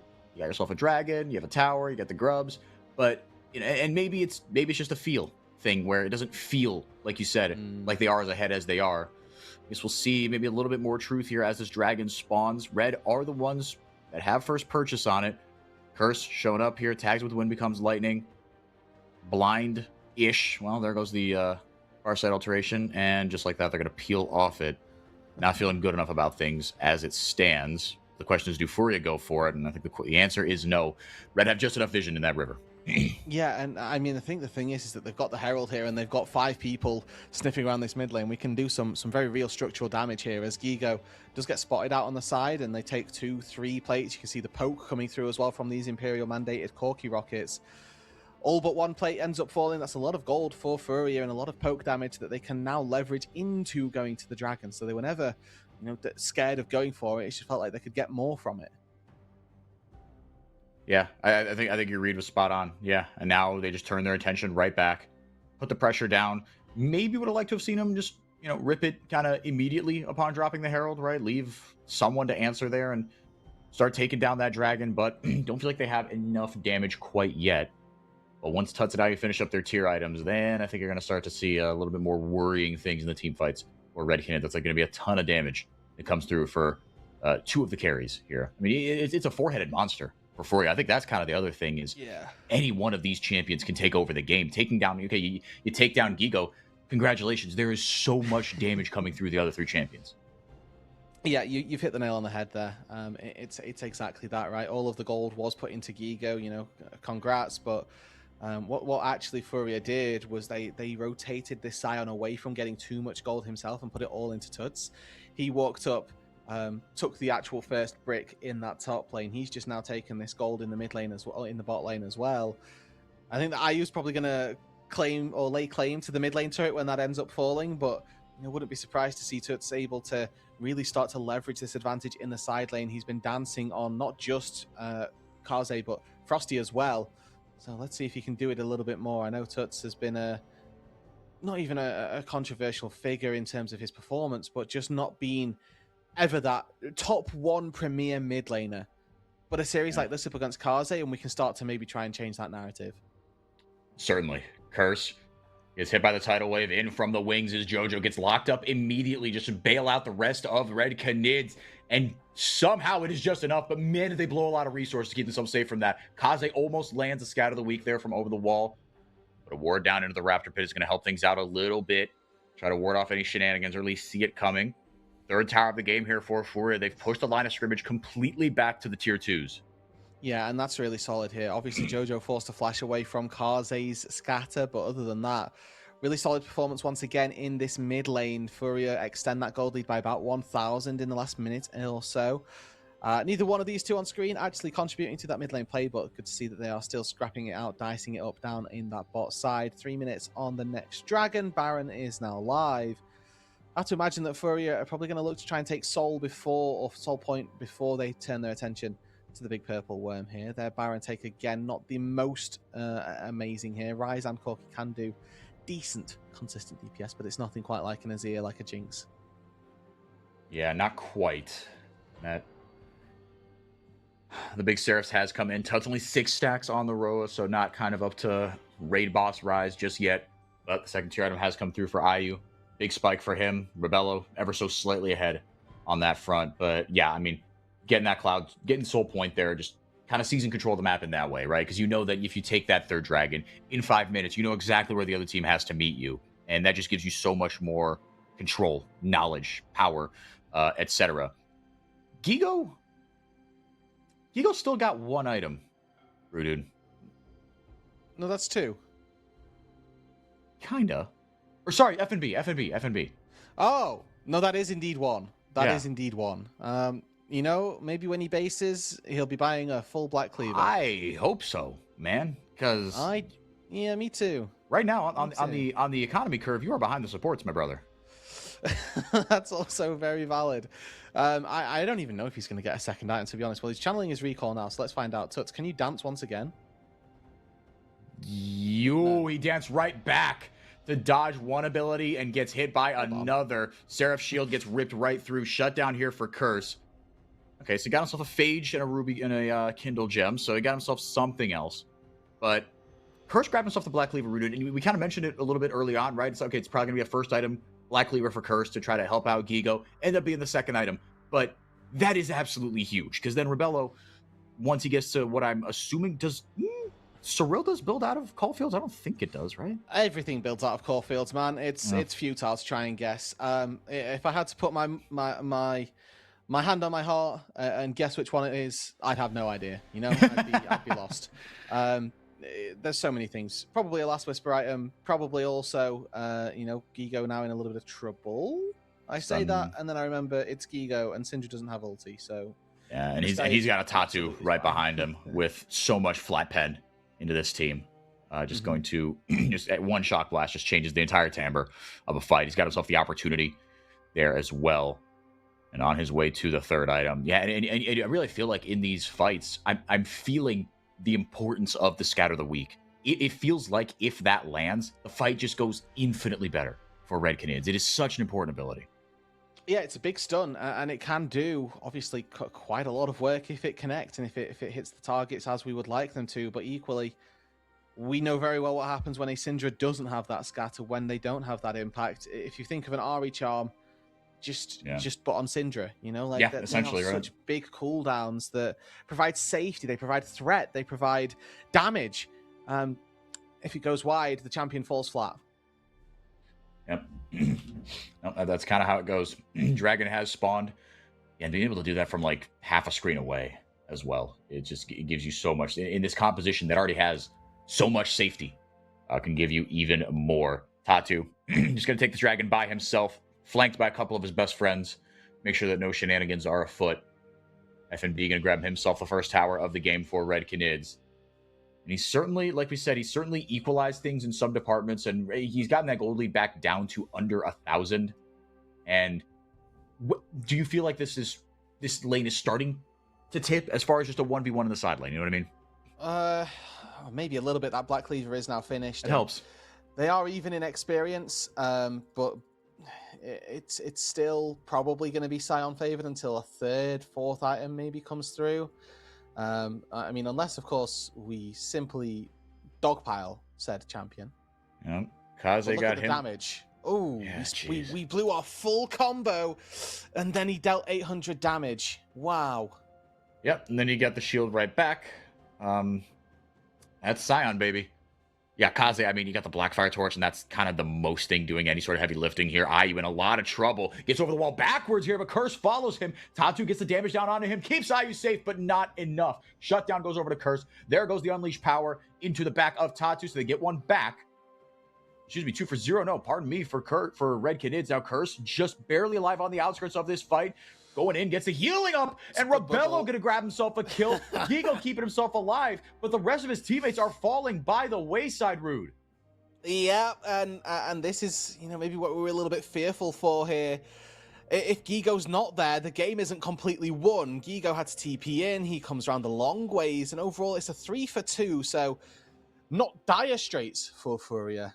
But they definitely wouldn't want to be losing out in really any situation where Gigo shows up. Really good to see that actually Red aren't happy to go down without this fight. Curse with a great flash dodges the bubble. And I think that he's going to get out to safety. You have to say Tatu here, maybe selling his AD carry out a little bit with that shove. But Kaze comes in, one rams the Jace, like that wasn't even close. And then Gigo as well. So much tankiness, but in the face of 4 people, you can definitely take damage very quickly. Well. All right, Red might not be dead just yet. And Roodood, I mean... all over for the crying. Yep, go back into see Talkers and the rest of the coaching staff there, him and BLZ, and the rest of the squad. Yeah, Gigo, I mean, he just makes such a difference. Tatu's got himself his third item here. FNB just playing that range very nicely. Yeah, and he's able to trade right back, right? I mean, with between the Trinity Force and the Black Cleaver, it's two kind of meager items, but man, they can do so much. Flash Scatter the Weak. That is, I mean, wow, a lot of resources invested there to take down Tuts. And now they've got their attention turned. Maybe. Yeah, they can do that. No, they can do this because if Gigo shows bot side, then they've got a 3 versus 4 on the top side with TP available on FNB. I think, Red, this could be time. Or maybe they're just trying to bait, but Frosty gets half his health bar taken away in the blink of an eye. They're not going to commit towards it. I think that they need to play a little bit better. Oh, not that's absolutely brutal to just rip on them, but low-key, kind of true. Like, play like you've got the advantage that you have here.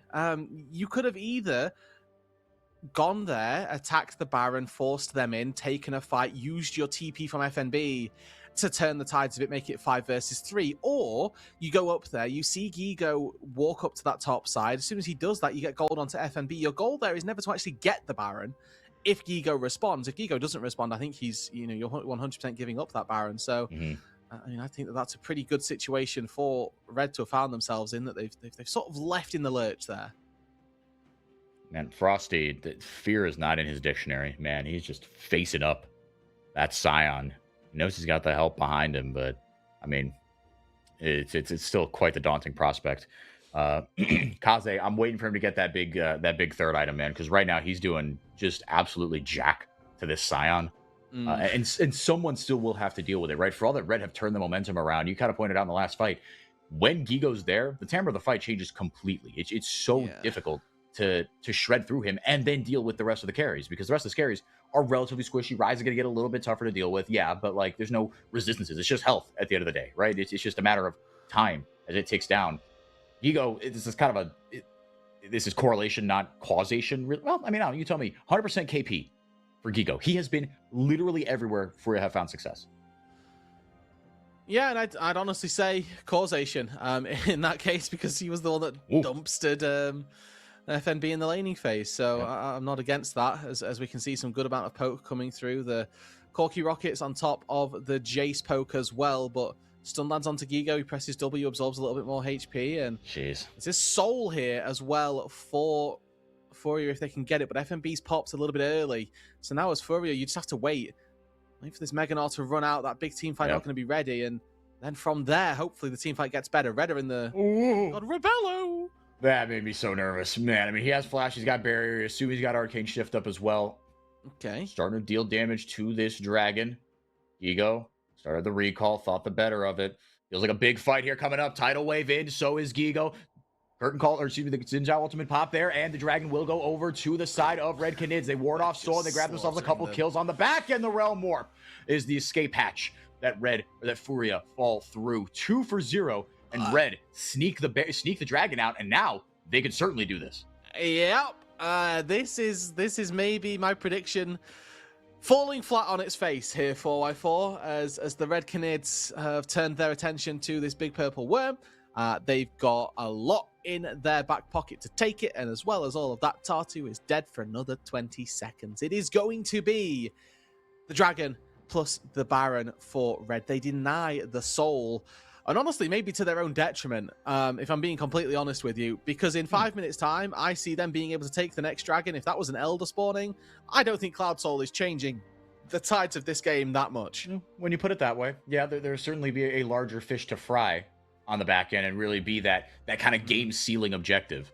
But as it stands, Red Canids have their first lead of the game. And man, if you would have told me, I mean, I know you're exaggerating like a little bit, but it certainly felt really doomed when you let a champion like the Scion just get as out of control as it did in the early game. You have to give Red immense credit for stabilizing, and FNB especially, because we have seen FNB and Gigo, to be fair, but we have seen FNB when he goes down early, it gets really ugly for him sometimes. But he's stabilized 0-3. All three of those deaths were up in the top lane in the first 10 minutes.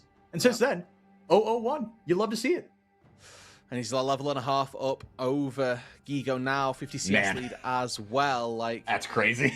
in the side lane, he's going to tear him apart. You can see Red now able yeah. to lay waste to this tier 2 turret down on the bot side. They'll maybe work their way through into tier 3 as well if Furia aren't willing to contest them for it. FNB has teleport, so it doesn't really matter that he's pushing in the mid lane, and you can see Kaze doing a good amount of work. What are you doing? Holy moly, valking forward like that is crazy. And now 3 members of Furia down to 3/5 HP. Just a brutal let right there. Unstoppable Force finds nothing. FNB just sidesteps it. Red are going to get this tower and then some. Yeah, I mean, the power of cannon minions in this season, especially with Baron, you can see they do so much work to those structures. Like 3 of them backed up. If I'm Red, I let them do all of the hard work here. You don't need to push yourself too far forward. But look, they're just slowly whittling away. Every auto attack, they take probably a 1/7 of the HP. Oh, Tuts pops the stopwatch. That's huge. To get that pulled away from him, Ayu going to eat an unleashed power. Frosty almost finds the Zenith Blade. So they get the inhib, and now they're going to start laying siege to that bottom Nexus tower. 3 cannons mid lane as well, as they can start to try and take down this inhibitor turret as well. Man. They've not quite got the defender's advantage here, so they are looking at regen HP bars from the fountain. They're going to get chased away here by Furia, but they do take down 2 turrets, 1 inhibitor. This TP in here, probably not going to secure them anything. 2 minutes left on the soul spawning, but Blue Ward goes in, spots out where they are. Furia caught with their hands between their legs a little bit here, not really finding what they wanted. Oof. 2 recalls do go off here. Yeah, Gigo not willing to pop the Unstoppable Onslaught or anything like that. Kazi's finally got that big 3rd item in. It is that Void Staff. Going to help start shredding through, because there is a little bit more MR coming through here for Gigo. I guess it really is just the Jack show, to be fair. But, yeah. Or no, the Hollow Radiance. Yeah, there you go. Yeah. Good mix. But, yeah, very healthy. Rebello got himself the swirly Endless Hunger. That's the name of the item. Yeah. No, it's the swirly. Don't worry. It's the big now. ready. I've never heard it called that. I'm calling it that exclusively from now on. Got himself a huge 4th item. I mean, on an Ezreal as well. And I think Roodood, something I wanted to point out, I feel like it was exaggerated in the siege, as it obviously would, but the range advantage that Red Canids can play with here, it's just Tatu that can equalize that in terms of the poke and what he's able to throw out. But we haven't seen like a truly meaningful shock blast, it feels like, in a little bit. And it's a product of the fact that he's been fallen down. Now we'll see Gigo. How tanky are you? Oh, okay, there's one. There's one. Is it truly meaningful though? Rebello's got this endless hunger, so the swirly will be swirling on him, giving him a little bit more health back. I mean, there you go. Famously. Back to full HP. There you go. Yeah. The swirly do what swirly does. Hey, it do be swirling, for better or for worse. Yeah, but I mean, like, yeah, just in terms of engaging, in terms of like getting, yeah, I mean, it's how do Furia start a fight? Tidal Wave or Kamikaze Scion, right? Yeah, it's Gigo running through the front door at full pelt. That's their best engage. Just Kool-Aid Manning through the wall. Genuinely, and that's what he has to do. And the sad thing is that if he does that, Frosty's just going to tank it, and then they'll probably nothing happens, or the fight doesn't go their way, whatever it ends up being. As we do end up seeing the dragon picked up for Red, so it's a 7 Drake game. The momentum now completely in their favor. They're the ones with a 4K gold lead, and usually I try 4x4 to be the singer of praises of Cloud Dragon and the powers that they give you. But I'm looking across the board for even just slows on Furia, and I've got Nami E and Rise Unempowered W as the power that's giving you. Like, great, you get a little bit of resistance from that. We're on 10% right now. Or 5x2 multiplicative, so whatever that ends up being. And then, the power when you ulti, sure, Kazi's going to get an extra burst of movement speed. Brother's already flying at the speed of light with Ghost anyway. FNB wants to stand still while he casts his ulti and casts his W and all that sort of stuff, so, great. Rebello, the less movement, the better. It makes it easier to hit everything. yeah, that's true. Is Talty Frosty. fine? He is, okay. Realm Warp, goodbye. Woof. Yeah. Good call. Where'd it go wrong for Furia, in your opinion? What happened? Was it not capitalizing on the early lead of the Scion? Was it team fight foibles? Where do you kind of put it down? it was that moment where they took a really bad team fight, and then they lost all of their lead. For like, to put it bluntly, I mean, they fought without Gigo, and actually, this is the really good thing: is that Red actually came back and won this game. I mean, they've not won it yet, but Red came back and fought for this game, where it was around the bot side, those Raptors, and they just sought after targets that weren't Gigo. It's almost the Dr. Mundo treatment, right? Ignore the tank and carry on with the rest of your days. Interested to see what Gigo's going for third here, or fourth, as he's got a tunneler in his inventory right about now. So maybe is the blood mail, the health equals... Ooh, could be overlooked AD blood mail. item, I could be think really that might funny. build out a tunneler, yeah. Feels like it should do. It definitely does, yeah. Yeah, you do see it on Scion. The Titanic Hydra build out of that? Nah, surely not. I say that as an AD carry player. I've never built any of these items in my life. But based on vibes, probably not. I don't think so either. FNB, and what a turnaround in game for him, man. If you would have told me he at any point was up 2,500 gold in this game, I would have thought, oh, okay, so they just disconnected Gigo's monitor. They just EMP'd one side of the studio. And this is now what they needed to be doing. This is what I was hoping for them to do a little bit earlier on, where they try and force using TPs, but the Baron's at 4k already. Oh, man, and Kaze just gets the scatter the weak down, deletes the Nami, flashes over the wall, stopwatch popped, Tuts goes in, Tuts goes right back out, the Baron's dead, and this looks really, really dire here for Furia. Over the wall goes FNB, surprise, it's a trampoline party at my house, everyone is invited, but there will be blood, there will be twisted ankles, there will be an ambulance called. Gigo, all he can do is watch. Again, you fight without Gigo, you're gonna have problems, but you have to give Red Canids credit, like you said, Roodood. They forced and baited that fight beautifully, and it's so much easier, obviously, with a lead than to do it when we were calling them for them to do it. The window's so much bigger here. But, I mean, like, look at this. Like, they finally got to the point where once you hit that fourth item, Gigo's not an issue anymore. And the rest of Red Canids are up 2-0 now in this series as they rip through Furia's base. They find themselves here, Roodood, one win away from a rematch in the finals with Loud. Yeah, and somewhere off in the Canadian lands, RMC is sat grinning right now. He predicted a 3-0. He said that Red would be in this position, and wow, so far he is looking so good on that predict. Red turning game 2 around is something that we would have not anticipated. Furia should have snowballed this to a 1-1, forcing us to a decently sized series instead. We have found the complete opposite. Red find themselves at match point and looking to hopefully take a game up against Loud just tomorrow. When Red look like this, man, I mean, they do look like the best team in Brazil. I mean, able to withstand a ton of adversity in the early game. Kaze playing so well, hitting scat of the week after scat of the week, and just dancing. I mean, with the ghost as well, right? I mean, and the cosmic drive, just zooming around. You can't catch this stupid little Syndra. It just pushes one button. How hard can it be? Just get rid of this stupid champion. But then Rebello as well, having a really good game. FNB, huge hats off to him, man. Withstanding the early game pressure, he just got the you-know-what camped out of him. And ended up being an absolutely crucial part of this Red Canids win. What a team win by them, man. And now Furia, they got to ask themselves some tough questions. Because they're 1 win away from their season being over. Not the longest offseason between kickoff and split one, it has to be said. But that rematch is looming very, very large. Roodood, I ask you, what's got to change here for Furia? Because this looked, I mean, this is as good a chance as they were going to get. Yeah, Tartu on something active, I think, is their best bet, right? Like, he did so much work on the Jace early, but he wasn't able to carry the team in the way that we've seen Tartu do that. The way Furia win is they carry through Tartu early, who pays it forward to their carries. This time around, he put money into himself, which didn't end up netting them this sizable advantage that you know that they need. So I think that's their go-to. That's what they have to try and fix, really, moving through the remainder of the game. But they've only got one more to do sort of successful things in. And if they fail once more, then it is just over.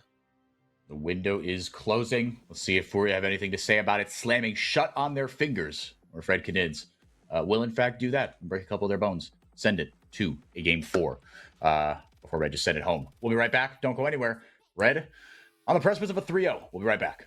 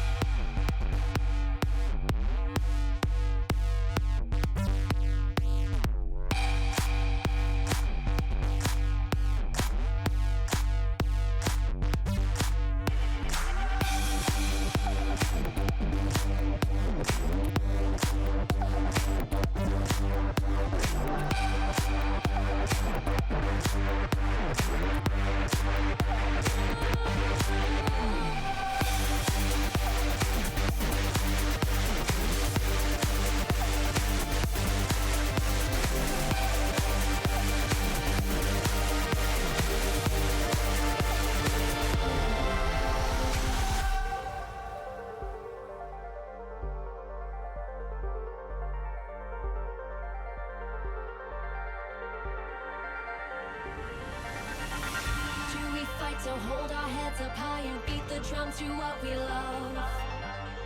Risk the fall, we have felt it all come crashing down from far above. Stars are rising, countless worlds colliding, only one will take it all. Can we bring to fall the giants? Can we make the final call? We are the ones to ignite the darkened skies. The champions of the world that we defy.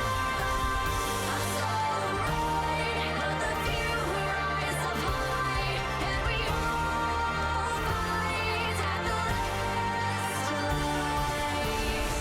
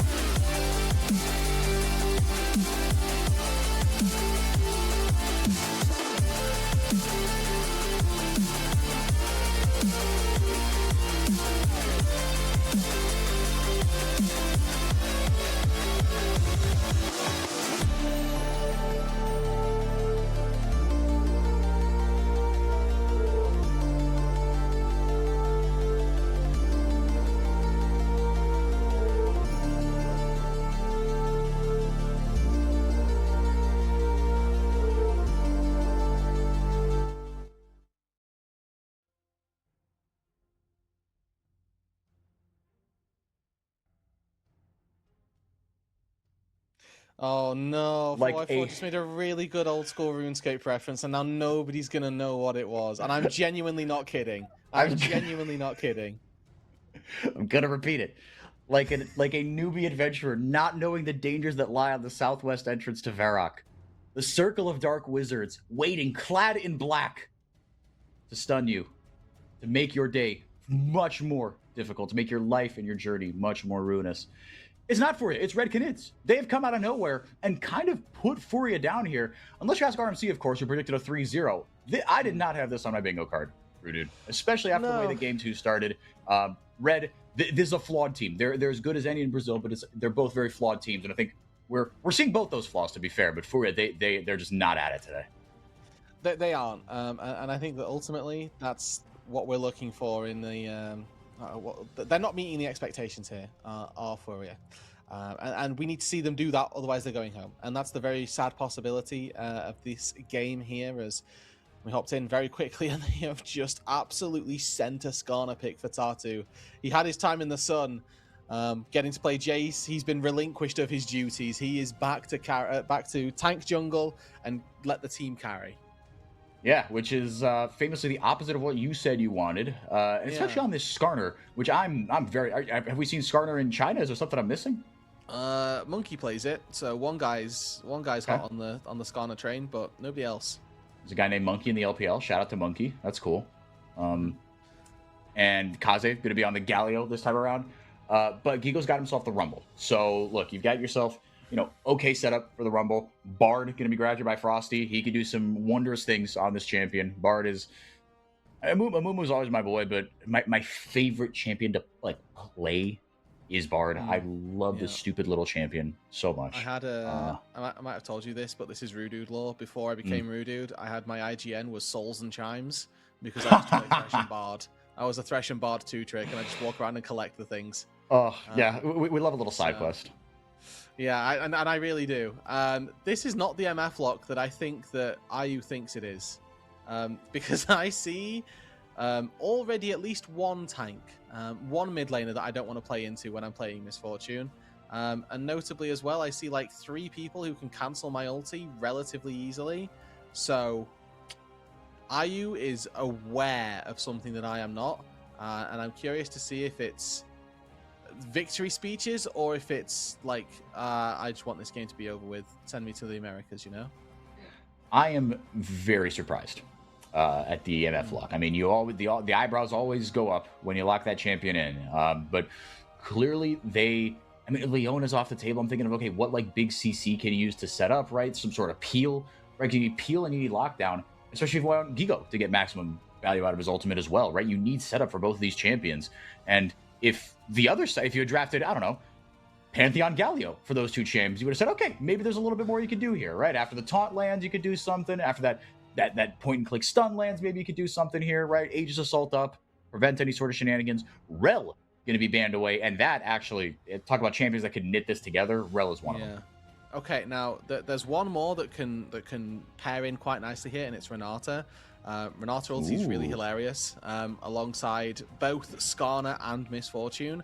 Skarner MF is a wombo combo, very nice, right? You suppress 3 people, they all get caught in a bullet time, happy days. You then, by the time that the Renata ultis, then they're all sat hitting one another, equally funny. And they've just got bullet time raining down on them the whole time. It could be the amazing wombo combo for Furia here. But up against a Bard, I don't know how that matchup looks. Expectation is that you're probably going to just throw spells and not really have an either-sided advantage. But it's also pretty good versus Galio versus Pantheon. I'm not against a Renata pick here for Furia. Likelihood is that we don't see it. I think it's a little bit too fringe and maybe a little bit too geared toward the Kalista lane itself. Yeah, I mean, Furia's certainly looking like they're pulling out a bunch of the stops to try to get this win. This is a high-risk strategy, but look, you got your back against the wall. You can't be mad at it. It will be Silas and Alistar picked up here. Silas, he's got some amazing ultimates to pick up here, to be fair. Got some juicers. I mean, they're waiting to see what they want to pick for AD carry right now. Like this, we just flex the Galio to top lane. It's a great answer to the Rumble. We then put Silas into the mid lane. Blind, sure, not bothered. Yeah. I mean, it could probably even answer the top side as well. So it just Mhm. means what are we looking to find in terms of our AD carry pick? Has to be something that hits hard and hits fast, because they have no AD damage right now. The Pantheon, yeah, pretty good, but nothing that's Yeah. going to bring the house down. No, but you know what will huff and puff and bring the house down is a jinx if that goes over. And indeed, yeah, this is now we're pod racing, baby. This is good stuff from Red. This feels really good to look at, right? Like their composition is rounded out very nicely. I don't know that Jinx itself fits in nicely with this composition, just given the fact that they're pretty much 4 divers plus a Jinx, so maybe Mega Inferno or Super Mega Death Rocket can be good in that case. But this does mean that Furia do get the old school counter. Cassio, typically a pretty good pick into the Silas. So we'll see whether or not Tuts can continue to do the dancing that he was kind of doing in the early stages of last game on this Rise, on this Cassio this time though. Or if it can be red. Furia wants him to not back up for like well, and they are going back to 45. Without too much feel, it was Yeah.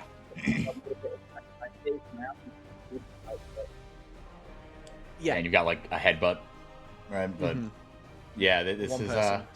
it's for Furia. This is a very high octane composition though. Like if this gets rolling, you've got too much damage, I might add. It is so much to work with. But is the setup enough? Are they going to be able to snowball this effectively? Because we talked about that with Furia, right? I mean, if you get some sort of advantage in these lanes, what are you doing with it? And again, I'm looking especially at Gigo, and it's not like he has, he doesn't have priors for this. He dumpstered the lane early on. Him and Tatu linked up very nicely in game 2 of this series, and then nothing. FNB was allowed to get back into it and play the game out in a much more sustainable way. Red Canids right now up 2-0, sending Furia home. And then just, you got to get back up next week and play against either Cloud9, Sentinels, or Lion coming in from the LCS, which, I mean, we kind of joked about it, like, off air. I think it was me and, RMC before the game yesterday. It would be kind of funny if, like, Red and Furia were the two teams who sent to Americas, because I think those are our two strongest teams. And, we have a really good America's Cup show, and we sacrifice Loud to go up there and just get absolutely mondo blasted by whoever's coming out of the other regions. And maybe they won't. Look, maybe I'm selling Loud short here, but Shino, I hope Shino just doesn't get, like, embarrassed, and then, like, it's just like, oh, great, now he comes back and he has no confidence and all this. Like, but because he's such a treat to watch, man. I don't trust it for Loud yet. But I know I'm not alone in that respect. Roodood, Loud riding on this top lane right now. How do you see this bottom lane going though? Because another one that if IU can get ahead, obviously it's still misfortune. It's still just a ton of raw damage, and in terms of just early lane pressure, it's still a misfortune. It is. However, it's playing alongside an Alistair. So level 1, it just gets bodied, which is a little bit sad. Obviously, the Jinx can outrange as well, so you can look for these rocket autos. Unfortunately, Rebello getting poorly spaced right here, as Jojo should never get 2 autos and a Q down in exchange for 2 autos. So, I mean, IU is just literally checking with the skills and apparently winning. So we'll see if that continues. Good to see in the mid lane as well. Tuts took his E level 1, trying to land Q on Silas is going to be pretty impossible throughout, honestly, all of the game. But with the mana pool being a pretty big problem for Cassio, need to make sure that you're not whittling away all of that, because we know the Silas is just going to be able to sustain it back up. Yep. With the Conqueror as well for both these champions in the late game. That's how they want to operate. Rebello and Frosty getting the shove here early on. Putting down a shrine over there. Is it the Cafe Cuties bard skin? That looked like a latte, but that doesn't look like a Cafe Cutie. I think that's Bard. No, that's not base bard. No, Bard. No, as in there's a skin. Oh, Bard. No, that is a skin. You're right. It's called Bard. No, I forgot about that. Yeah. No, I think actually you might be right there. Or unless there's like a new age Bard skin that the two former Bard he's got a chroma. Don't know, then that's that's true. Really sad. FNB, meanwhile, on the top side, going the Dorn's ring early on here. Obviously playing that Silas or the Galio into into the Rumble. A very classic counter. Not going amazingly Theoretical. so far here, but yeah. Yeah, in theory, it's a counter. FNB looks like he's getting given the business up there right now, which is A little bit. reminiscent of Game 2. However, that didn't particularly matter last time around. No, it did not. He's trading all right here.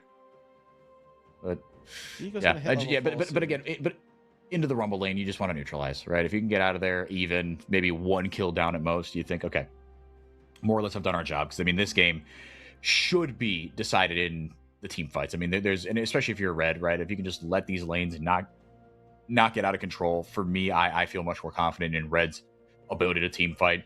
Not a lot of range on the side of Furia either, aside from the bullet time. I mean, the bullet time and equalizer, yeah, okay, you can throw those in from kind of a screen away, but passing those two, the range really not a lot here. And again, Kaze, just so many insane ultimates to choose from.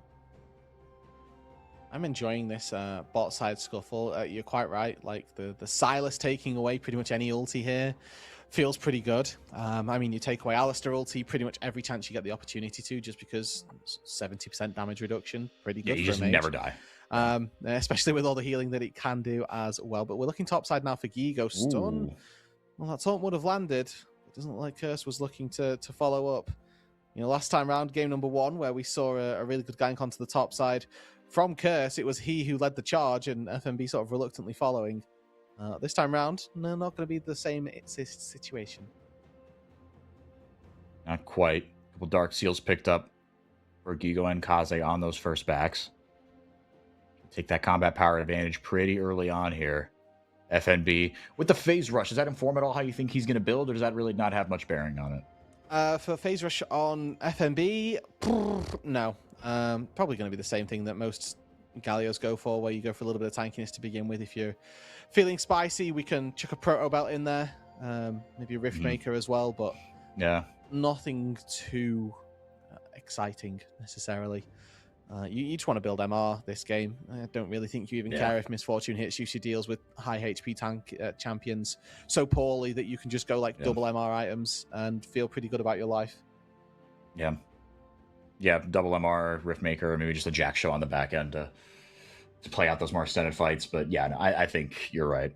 You know who your targets are. Tuts is the one that is going to really cause you trouble at the end of the day. Gigo, yeah, once he gets the lane injuries going, potentially another burn item in there if you would like as well. But right now in the bottom lane, and then across the board, it's looking good for Furia, but no crazy advantages to write home about. First dragon has spawned here. Grub's going to be up in another couple minutes. Rebello finds his way back to lane, and no vision posted up here by the dragon just yet on either side. No, but again, for Redkin, they're the ones that are, I think, this time around quite happy to just sit and wait. They're going to have a good tank out of the top side. They're going to have decent fighters out of that mid lane, and they're looking for Tuts now as well. And they go with the magical journey. Curse, flash stuns. Kaze going to grab himself the silent that Alistar ultimate. FNB coming over the top with the hero's entrance. Just like that, it's all over. Curse, not a ton of health, potentially help out Frosty. Able to flash away, gets the stun down, goes right back in. Rebello's here to help. Is that enough? Headbutt, or Pulverize, comes in for Jojo. Chain's not going to land for Kaze, making it rain to ward off a little bit of anything else. Still no kills for either side. FNB getting a little bit of damage here onto Tuts. Pushes him right back here with the Justice Punch. That is very close. That is a lot more damage than I thought FNB was going to do. And Gigo just wasn't a part of any of this. He pushed the wave in, then recalled. He equalized it as well. You might actually find Kaze to burn this Alistair ulti here. He might be able to kill him through it, I'm going to be honest. Ooh, has to burn the flash. That's a fair trade. I don't know what that was bad from Kaze. I'm gonna be honest. That was really greedy. He just keep hold of the ult, which means he might be able to get an all in a little bit of time here, but very aggressive with that positioning, and definitely worth losing his flash for. Yeah, and we'll see if they can punish it. Pretty much everyone else lost their flash, it seems like. I mean, Ayu and Rebello have kept theirs, but other than that, most everybody is down their flash. So after all that, resources kind of burned everywhere on both sides here. Scuttlecrab picked up here on the bottom side. Grub's spawning in just a little bit here. We'll see who's able to get that first purchase. Ayu and Jojo certainly seems like they've had the push here early on. Level 6, not a huge spike for Rebello, but for Ayu, you can do a lot more with that bullet time should they get a Pulverize off. Let's get another look at this. Start off with Envy and Frosty, or excuse me, with Curse and Frosty, looked like a pretty good get here. And again, you got the Alistar ultimate, you got help over the top, but Gigo and Tuts, or Jojo and Tuts, they played it well. Yeah. I mean, for me, this just feels confusing. Red don't. I mean, if they spot a play, it's not bad to go for it, but they don't need to. They're kind of looking for things that aren't necessary, and it costs them more than they earned, which is obviously not the ideal situation. So I would like to have seen them maybe just play a little bit more slow, but they're going to try and do something mid again.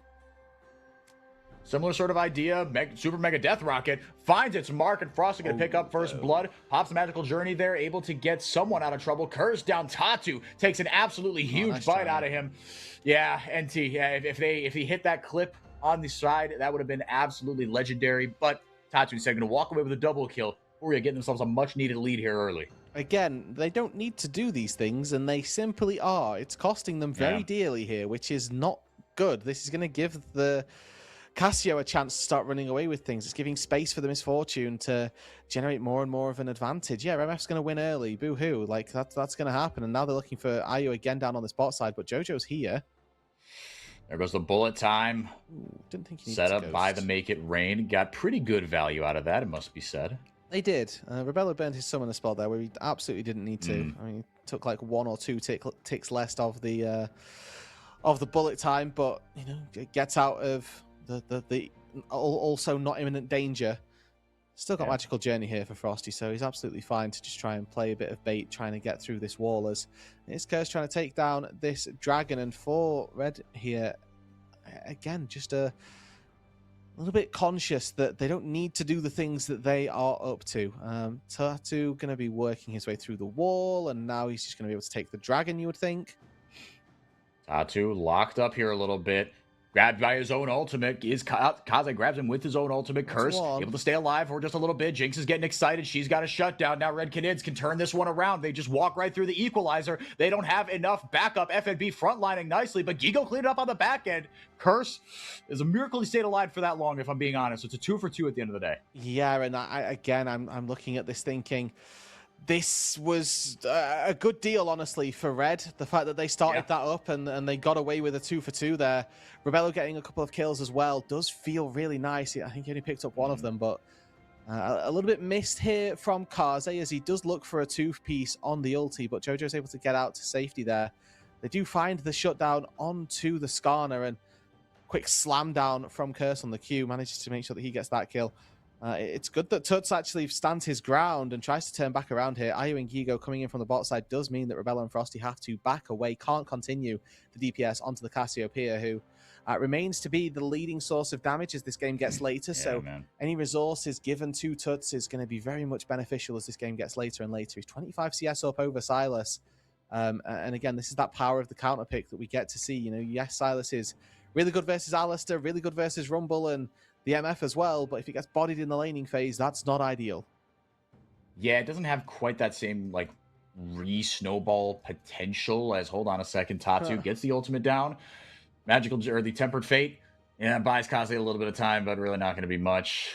You had to throw it out there, see what you could get, but kill goes over to Tuts and Rooted. The ticking time bomb you were just talking about, and there's this gap in the mid lane that you referenced, only getting worse. It is. The ticking time bomb almost feels like it's going to be going both ways as this Cassio is going to start to reign supreme. A Jinx is going to be able to do a similar thing as the game gets later, but it's currently the Cassio who has the gold, right? It's not the Jinx who's at that critical mass.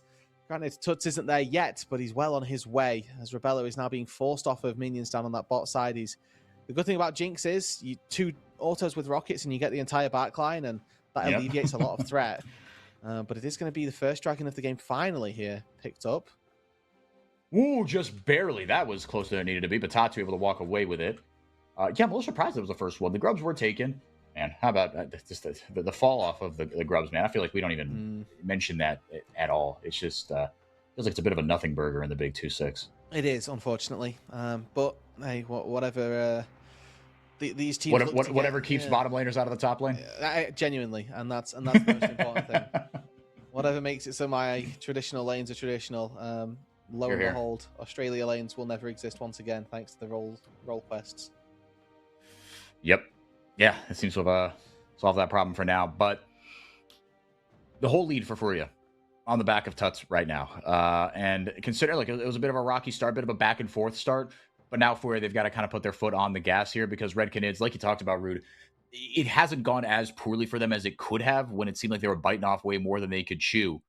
I don't know what's the next step here for Furia because like you said, look, you got a ticking time bomb kind of on both sides here, and I still do favor Red's composition that ever so slightly. Hang on a second here, Tempered Fate to disable the tower. That is gorgeous stuff from Frosty, going to send himself in with a magical journey, and Rebel's got himself another kill. Yeah, and I mean the play for Furia, not too sure just yet, but the play for Red, get more gold into your Jinx. Really not against this, and now Tartu's looking for a response.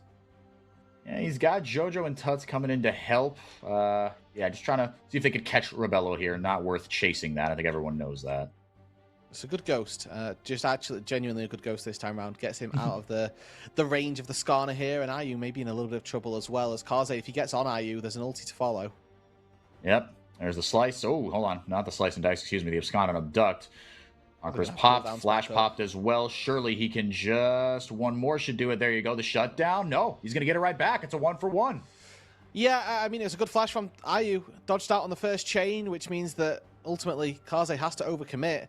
He's very far behind in this game on the Silas. But yeah. I think that the beautiful thing is that he's playing this pick, which is going to have really large amounts of opportunity as we move a little bit later on into this game. And he's not the big ticket for this game, right? He's not the one who's going to need to carry. It's really all about Rebello. So as long as he can set up, that's what matters. FNB should be all right here. Yeah. Headbutt pops him back into Flame Spitter range, but now FNB gonna have a little bit of help here in the form of Kaze. He, by hook or by crook, he's gonna get back in this game. Gosh dang it! Super Mega Death Rocket just barely clips JoJo, but he's got the unbreakable will on his side, and it does essentially nothing here. Yeah. Kaze grabbed himself the All-Star Ultimate as well.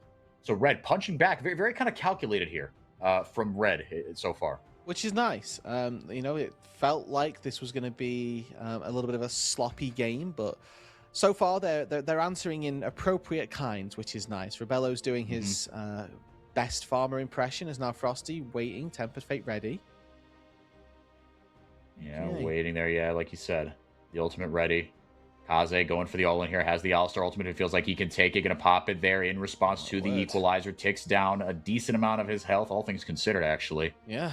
But, yeah, wow. Yeah, if he didn't have that, I would not have been close. No, he would have been absolutely toast. That is crazy. Now, Gigo burning his flash. And Curse. The bot side jungle as well. If they get Gigo, they're not going to get out for free. Yeah, Gigo might fall, but look at the fellas. Oh my goodness, so many people are coming through, and Curse burns his flash for it as well. He says, you know what, I'll take one for the team here. Yeah, I think he's just, I mean, can he ult out? No, I don't think so. Not anymore. Not going to be enough here. Going to try to go down with a fight, but this one is settled here. It's just a matter of who gets the kill. Give it to Ayu. There you go. Now he's got himself his third kill. Lane, though. Yeah. It's free time. Rebello's just demolishing this tier 1. And he has one cool stack left, so we already know that whether he tries to get out of here by just taking that plate and then the wave afterwards, all I know is that one minion is dying before he recalls, and it will be at his hand. There we go. There's the pop. Yep. So he's going to have, I mean, he must have a boatload of gold in his inventory right now. He's been farming for ages, had Kraken Slayer for a good while as well. Probably goes back, picks up. I don't know what Jinx is like these days. I've always been a Jinx Runans fan, always have been, always will be. But we'll see what it is for Rebello. A lot of attack speed. I don't think I know does Runan still build out a Zeal? I would think it does, right? It's pointless guessing Zeal items. They all build out of the same thing. Yeah. It is a Zeal and daggers, and that's it. Yep. Ooh. All right. A lot of resources expended not to die there by Frosty. But does get himself out of trouble here. Furia going to grab themselves a Herald. Probably kind of try to break open this mid-tier 1. Yeah, Ayu was on the bottom side. He got first brick there for Furia. Bello will be fine here. The Equalizer was dropped down as well. Yeah, he's managed to ghost out of some pretty big ticket ultis here. And I mean, I love this summon a spell on Marksman. You just have so much more maneuverability. FNB, really good, really wise to the weak side play here. Yeah, he's going to lose out on maybe his turret, but doesn't look like that's the full case. He'll be able to walk up, Q auto, and that backline does just fall. A little bit of free time for the crystallization to have grown up as well, so maybe an opportunity for that mid lane tier 1 to be closely following as this top lane is largely under siege. Red, in response to the Herald, have taken the Dragon. Now looking to push this one back in their favor. Lead dwindling here for Furia. Red 1 game away from a finals rematch with Loud. Just as we, these are the two teams, Red and Loud. Or no, never mind. Forget I said anything. That's just simply false. FNB, gonna shove this wave in here. Yeah, I mean, look, again, we time is on the side of Red Canids here, but things have definitely stalled out in the mid game, waiting for that next big objective. I think both these teams know if the kills go on to the wrong carries here, it could be GG's. It could, and that's the really, I guess, crucial part for both of these sides as well, right? If Tuts gets it, if Rebello gets it, that's a really big ticket to hopefully rooting success to either one of these sides, whoever it is that ends up picking it up. But it's the Phantom Dancer for Rebello, so much more geared toward being able to do consistent DPS to one target almost. So, if he's got the miniguns, he's going to do more damage to Tartu than if he had the Runans, but getting a little bit of extra movement speed in there as well does mean that up against, I mean, like triple melees, I do think that there's a really good option for Runans to be picked up. He's opted against it, and now we'll work towards, we hope, the Infinity Edge. I mean, right now, he didn't go Yuntal, so he sat on 25% crit chance, so he kind of needs to get that crit in nice and early here. Yeah. Ooh, almost able to grab himself a Gigo or a Kaze or for a Curse. Yeah, just keeping him honest. And that's all it is, If anything had been found there, excellent. The fact that it wasn't, does it hurt the game? No. 3 minutes left on the Dragon spawn, and there's nothing really else that is going to incite these teams toward violence, right? Maybe a Baron, but unfortunately, I think both of these teams are pretty cautious currently. Furia, because if they lose this game, then they're out. Red, because they don't really need to force this game to be too much quicker, I think. No. We talked a lot about Cassio and Jinx being these two big ticket carries. As far as who I favor in a team fight, in a pure 1v1, hypothetically, the Jinx does outrange, and with a Ghost as well, you can sidestep Cassio quite nicely. If you dodge those Qs, you will win. Yeah, no, and that really, it really kind of is that simple, right? If those Qs land, then it could just get so dicey. You just really start to take control of the space and the team fight. You force summoners, you force all sorts of nasty things here, right? And then the Ghost really isn't going to help you much against that. I mean, it'll help you dodge them initially, but if you get hit by a couple, and especially if that Rylai's comes through third item, like I think it might here, then it could get really dicey. And then dodging any more afterwards is even more difficult, right? Just due to the death sentence.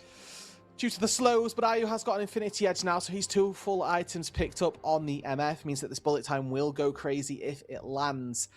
Haven't really seen the full setup, right? Haven't seen that layering of Tartu ulti on top of the Equalizer, on top of the bullet time, but we already know that if that comes to fruition, if that does connect, the team fight is won for Furia, regardless of who's caught in it.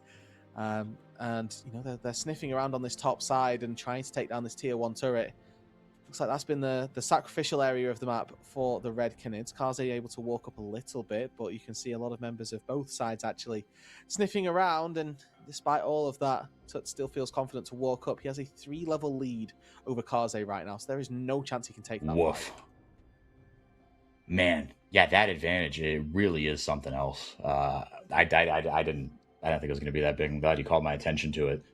He's just bodying him right now. But again, it's like, how much is that actually worth, right? You kind of brought it up earlier that Kaze, due to the nature of his champion, is going to have an outsized impact on this game, kind of no matter what, right? You steal the right ultimate, you press R at the right time, and all of a sudden, you can win a team fight for your team. It's a mini Malphite effect, right? I don't want to call it the Malphite effect because it's so synonymous with just that champion, and like it's so much more real with that champion. Because if Malphite ults you, you feel it. If the Silas gets into you, maybe it's impactful. Or when he's this far behind, what is much more likely is that he actually just sort of walks around a lot and you don't actually die, but you still have to deal with him. As we get a pause, unfortunately. Yeah, so yeah, I mean, there's still the counterplay available here, right? But for Red Canids, is the lack of setup for the big ticket ultimates worrying you at all, or has the effects? I feel like we haven't really seen a true we haven't seen that true 5v5 yet. So I still have that question hanging over my head for Red Canids. I mean, it's probably a product of the fact that we've not yet seen that 5v5, that we're not too sure how this one is going to play out. If they are able to execute and they get the Pantheon Galio diving in onto Tuts and he just crumbles, then amazing, right? Then the fight's just won. Rebello gets a reset and happy days. If it's the alternative and you see 3 people get caught by Skarner, MF, Rumble, then that's even worse. And it will come down to large amounts of execution, who's fast on the flashes, who's able to get into these positions appropriately and make sure that they aren't actually going down. As looks like we're feeling like we're back. I don't know. People are playing with their mouse and keyboard again, so I hope that we're about to get back into the action soon. I'm jiggling everything to make sure everything still works okay. Yeah, we might be back here pretty soon. If not, you looked like he was playing Evelyn, so maybe not. He was just spamming his Q button there a lot. Yeah, just getting the spikes out. Yeah, we were talking. I went to a friend's wedding recently, and we were talking about old League of Legends champions that we used to play. And old Evelyn came up, and that was a good little throwback down memory lane, because I don't really play too much anymore. I'm like, yeah, I still commentate this game for the fun. I'm like, oh, wow, okay. Oh, Tempered Fate, not going to let Herald get anything here, but there's the combo they were looking for. Tatu getting a huge bite taken out of him, though. Curse with the Aegis Assault, able to mitigate some of that damage. Super Mega Death Rocket, not going to find Tatu. After all that, we just kind of take a deep breath, but the Herald negated there, Roodood. It was negated, but I mean, that was a little bit too close for comfort there. I think that if that had gone well for Red, that could very well have been the thing that turned the game back in their favor. Now FNB flashed away already. Mountain Dragon is live, but I think there's a few too many HP bars. It's just a little bit too low here, and for Furia, they will secure this one themselves. I think it's really important they deny as many Mountain Dragons as possible, especially... Yeah, it gets so bad. Against Alistar, against Silas, who can steal Alistar ulti, against Galio. These Mountain Dragons will do a lot of work if they are put into the wrong hands.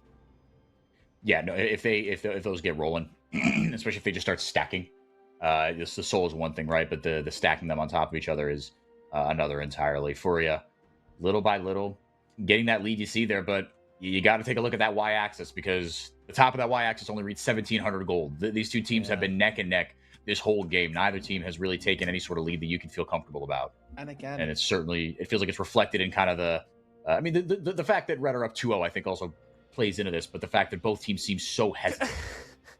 Okay. Why did you go through? That, yeah, you just right into certain death. Frosty, just because you can take it doesn't mean you have to. Rebello's doing his darndest to try to help out. He's going to eat an equalizer. Tut's on a killing spree. Not going to get any better for him. And now Furia, they are pouncing. The Panthers versus the Canids, the pack of them, take Curse very, very low. And now they got their sights set on a Baron potentially. Let's see what they do with it here with a jungler MIA for at least a little bit. All right, Frosty, that was... If your team loses the Baron because of that, you got to hang your head in shame a little bit for this. But I do think that Red are going to try to contest this here. Kaze level 14 can maybe steal away a big ulti. You can see that they're snooping around. Jojo's got a big flank angle as well if they overcommit here.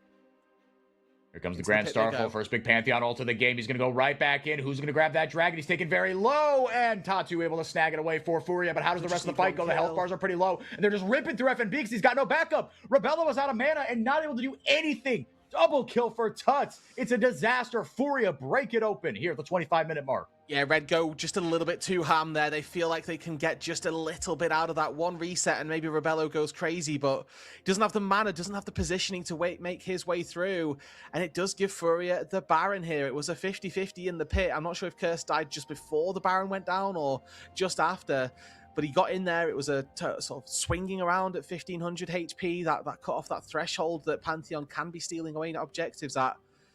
Either way, though, it's Furia that come out on top. So let's take a look at actually how close this one gets. I feel like the Pantheon is alive when it's within range. Q Smite there, he might have been able to secure it, but it's on the very edge. And if Rebello is walking up through this top side of this choke, it's again a completely different fight. Kaze just being a little bit too underleveled to get in there. He can't do anything. And I mean, the fight is effectively a 2 versus 5 and a 2v5 that they can't handle. Here we go. Now this is Furia's opportunity here. They've got not a stranglehold, but they've got a pretty good hold on this game. right now. And certainly with Tuts getting stronger and stronger, you feel so good about your prospects heading into the late game here. FNB or Kaze, excuse me, and have some one-on-one time with that tower on the top side. So 3 towers as well for red. So their map positioning isn't horrible if they can survive this Baron push. And that's the big if. We talked about the strength of the cannon minions with the Baron buff as well. You should be able to get something meaningful out of this. You'd like to see them get an inhib, but Kaze, you see him lurking on the outside there. Everyone's ultimates are back up, so we're going to get an even fight no matter what. Equalizer goes down. Gigo taken very low, though. Kaze taken down as well. Tatu throws a rock over the wall, and that mid lane tier 2 goes down. Job done. I think that's fine, though. They burn Equalizer from Gigo, which means that any team fights that happen in the next minute or so going to be a lot more difficult for Furia to take convincingly.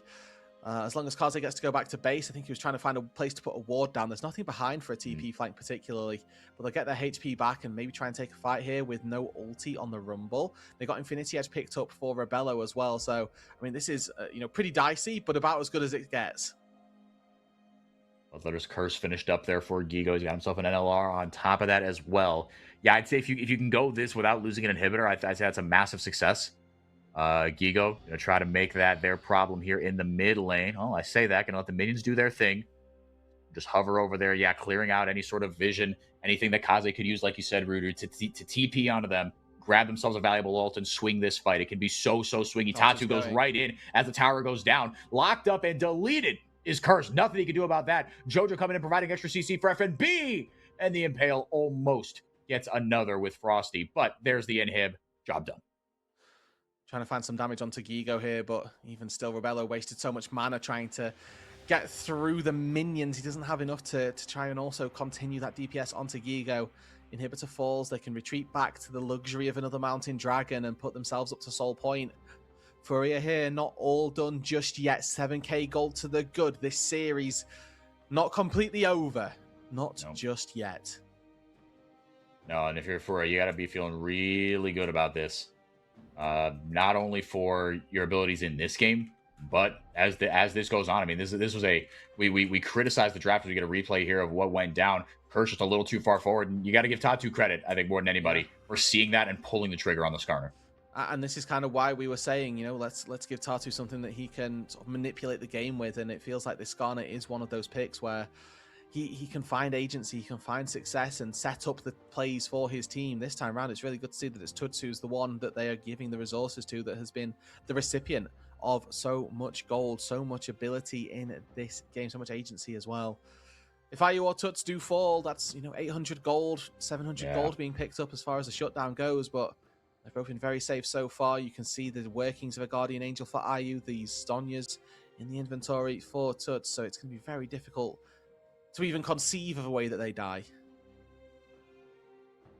That's exactly what you're looking for. I mean, Tuts, between Tuts and IU, and then Gigo just over the top, right? And with the Bloodletter's Curse as well, with the Void Staff. How do those don't stack, right? Or do they? The Bloodletters with the Void Staff? No, they'll stack together quite nicely. Okay. So Bloodletters removes the MR as a removes flat, magic resist, and then it's magic penetration on the other side. And then pen from the back end of it. So we'll see here. I mean, TP available for Tuts if they do want to try and hold fire in this top side. Obviously, no Baron does make this siege a little bit more difficult, and Rebello should be able to clear those out quite easily with just 1 or 2 autos on the rockets.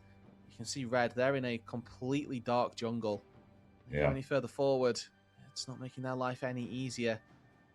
The question is, where do they want to make a stand? Because they can watch their turrets fall all they like. If they don't do anything about it, then the game will just end. Yeah, eventually Furia will just overpower them. They will out-wallet them and out-map state them. Saw them kind of both playing chicken, hiding in one brush or another. Okay, Frosty gets out, but Baron's up in 20 seconds' time. Don't think any more recalls are going to get to come through, and the onslaught just doesn't end. For red, they're going to have to try and do something soon. Kaze with TP probably going to have to try and answer this. He's the best person able to answer these waves, has the wave clear to get through it quickly enough, and he did a good job at pushing that wave nice and deep earlier. Those super minions are going to very quickly lay waste to his structures. Now the Baron gets started as soon as he shows, and even if he TPs in front of them all, he's getting chunked out by the super minions right now. He's like half HP already. Gigo and FNB going to get caught up in a 2v1 up there. Curse looking for a way into this, try to steal away the Baron, but he's going to get eaten alive by this equalizer. Half his HP just completely disappears. Rebello, if he can potentially get in here, he's got a shot, but FNB's too low. Not going to give Rebello enough time. The Impale, not going to land those. A couple big ultimates down here for Furia, and the Baron back up to full HP. It was getting ripped through. Yeah, I mean, I think they just sent the wrong people over there. I mean, I'm not even against the idea that Tuts and Ayu should have tried to finish that themselves. As long as they see Curse and know that he's not ulting in, I actually think they could have gone for a two-man finish there while Tartu and Gigo are doing the good work, trying to save the fight on that top side. Oh, no, this is not the fight. Oh, man. Oh, this looks ugly. Curse, yeah, might have gotten a pick there. Both frozen in time there, Tatu and Kaze, as they ult each other. Blast Cone out, abscond onto the Scuttle Crab. FNB TP's in, but is it to his doom? Might not be. Tuts goes forward. He doesn't have his ultimate, but he does have damage. They're on Rebello. Grounded and not able to do anything is Curse. He goes down. Tuts in over the top, of the bullet time is going to finish them off. Finally, the combo they were looking for. Furia get massive contributions from their misfortune. It was a gutsy call. It did not look good for them in the outset, but Furia might have won this one. They have indeed. It took them 32 minutes to pull off the combo, and when they do, oh boy, does it come home. Kaze going to try and get some damage down, but his Nexus turrets are falling. His Nexus will fall shortly after, and Furia bite back. We are going to a game 4, a front-to-back, really solid game here for Furia. Imperfect, gutsy draft. But with the lead that Tuts got, I feel like just, to me, it like you still had the Jinx question, right? But as much as you have the Jinx question looming over everything as kind of the guillotine, on the other side, right, the Damocles, the Cassiopeia was just as much. And for all that Red kind of got back into it, whenever Tuts was involved, you saw just the amount of damage he was able to put out. And once that Bloodletters came in as well, it was too much to overcome. And Furia picked fights where Red were a little disjointed. I think you saw, to me, kind of the encapsulation of the disparity there. Yes, look, they were up like 6,000 or 7,000 gold or whatever, but the Baron fight where Rebello wasn't able to get in and FNB just got lit up by himself, right? Furia were taking fights, or Red were putting themselves in bad positions where those fights weren't cohesive from Red. If they fight as 5, I think they could win a lot of those fights. But Furia did a good job of isolating different targets, and just, FNB didn't get to play actual tank. He was just a target dummy. Yeah, if they get to play front to back and they get to play 5v5, absolutely. Opportunities all there for them. But, it's a sad thing for Red that they lost that game. They were ultimately outclassed pretty much throughout. And that's the power of counterpick. It's very rare that we get to see it, but that was an absolute demolition from Tuts in the mid lane there. He took the Cassiopeia and absolutely put the Sylas to task. Yes, the Sylas had a really good opportunity to do some big things with ultis. However, the more that game continued, the worse and worse that it got for him. I mean, just from the start, getting bodied in the laning phase, the Cassio really had a good time of things. And Rebello never got fully unlocked, never really found that success like he had done on the Jhin, for example, in game number 1.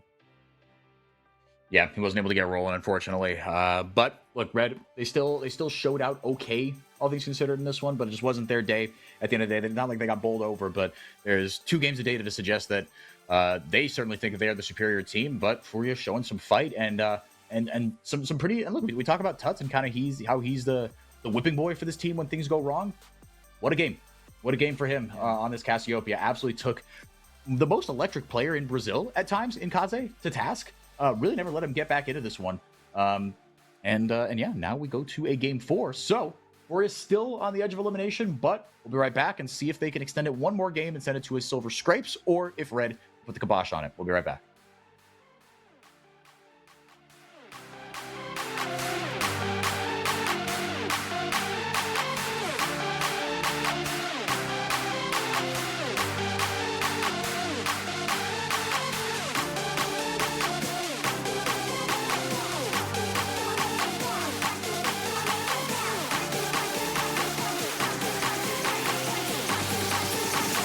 One, two, three, come on, make it bounce.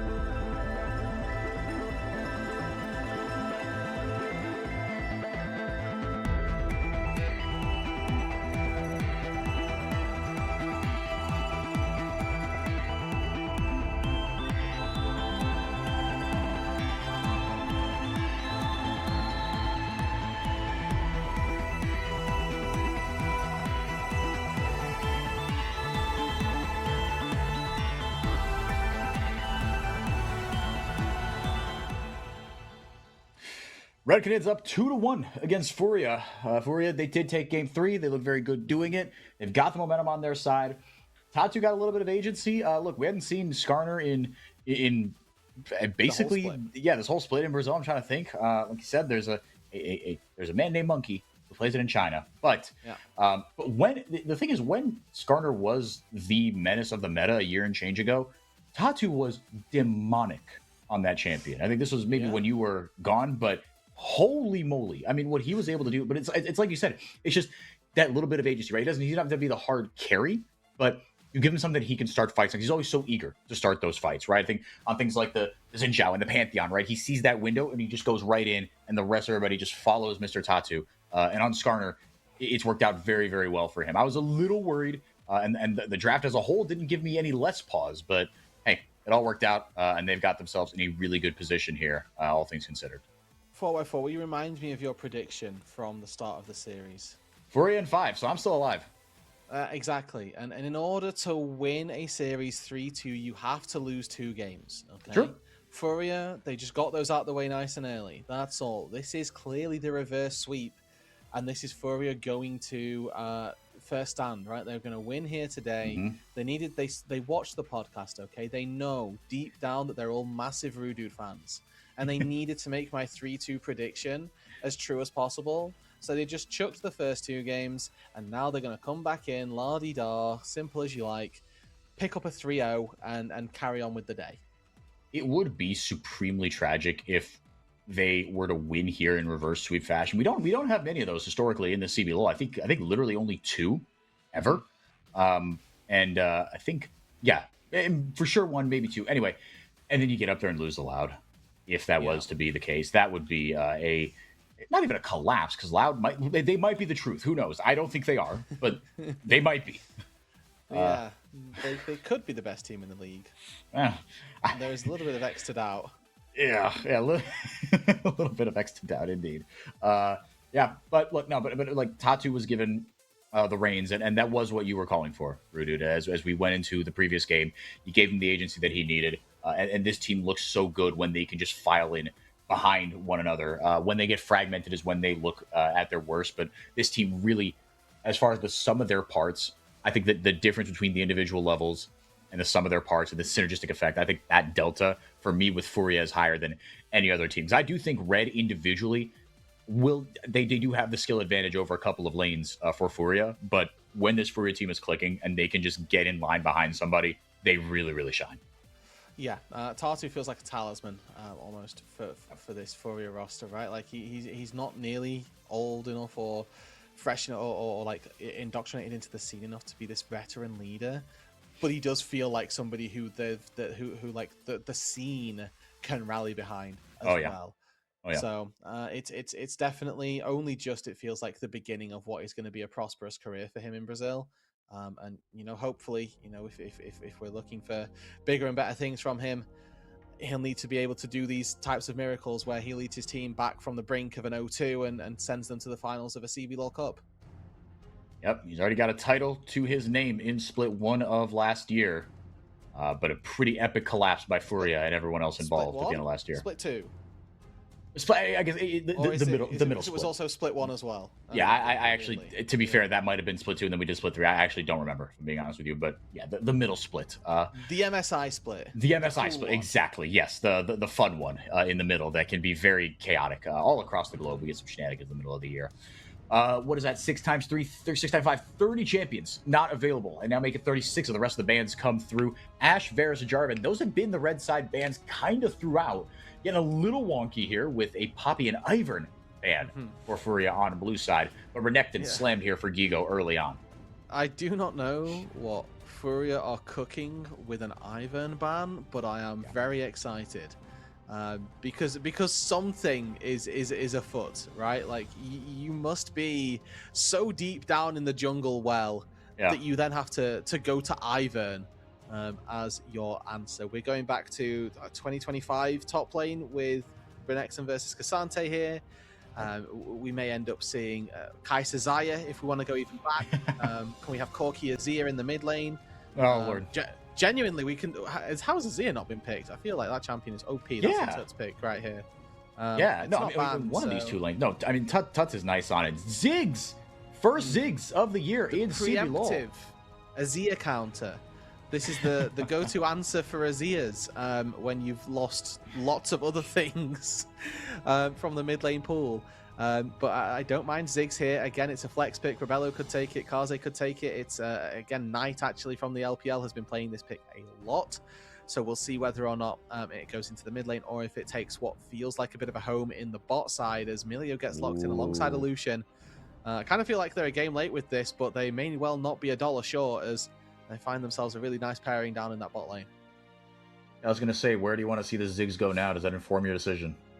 Not versus Lucian is my answer. Okay. Yeah, this lane can get out of control.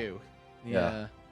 And then he kills you on repeat very quickly. But I also think with Nautilus here, you can go for something that's maybe a little bit more aggressive, like Caitlyn could do very well here. Like just something that you can lock down one individual target, do a load of damage, get out. You know, that's the hope, that's the prayer here. And I think that for Furia, obviously, they've got this very already mid-game skirmish composition. Renekton, Lucian, Milio is win early or don't win. And for the Canids, they've again got this element of we can slow it down, we can take our time. They're not bound by the necessity to close the game out.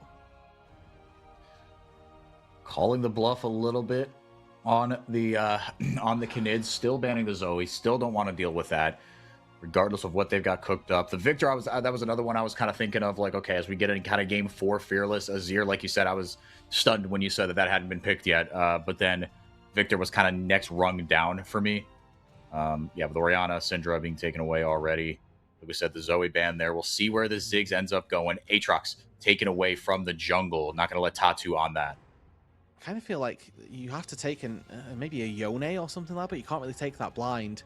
Like, if you're not going to take the Ziggs mid lane, that is, and then have an AD carry down in that bot side, it really makes your life difficult. You have to go for an AD mid, or we could see something like Cursed Kindred, which is, you know, like a very fringe, very off the wall.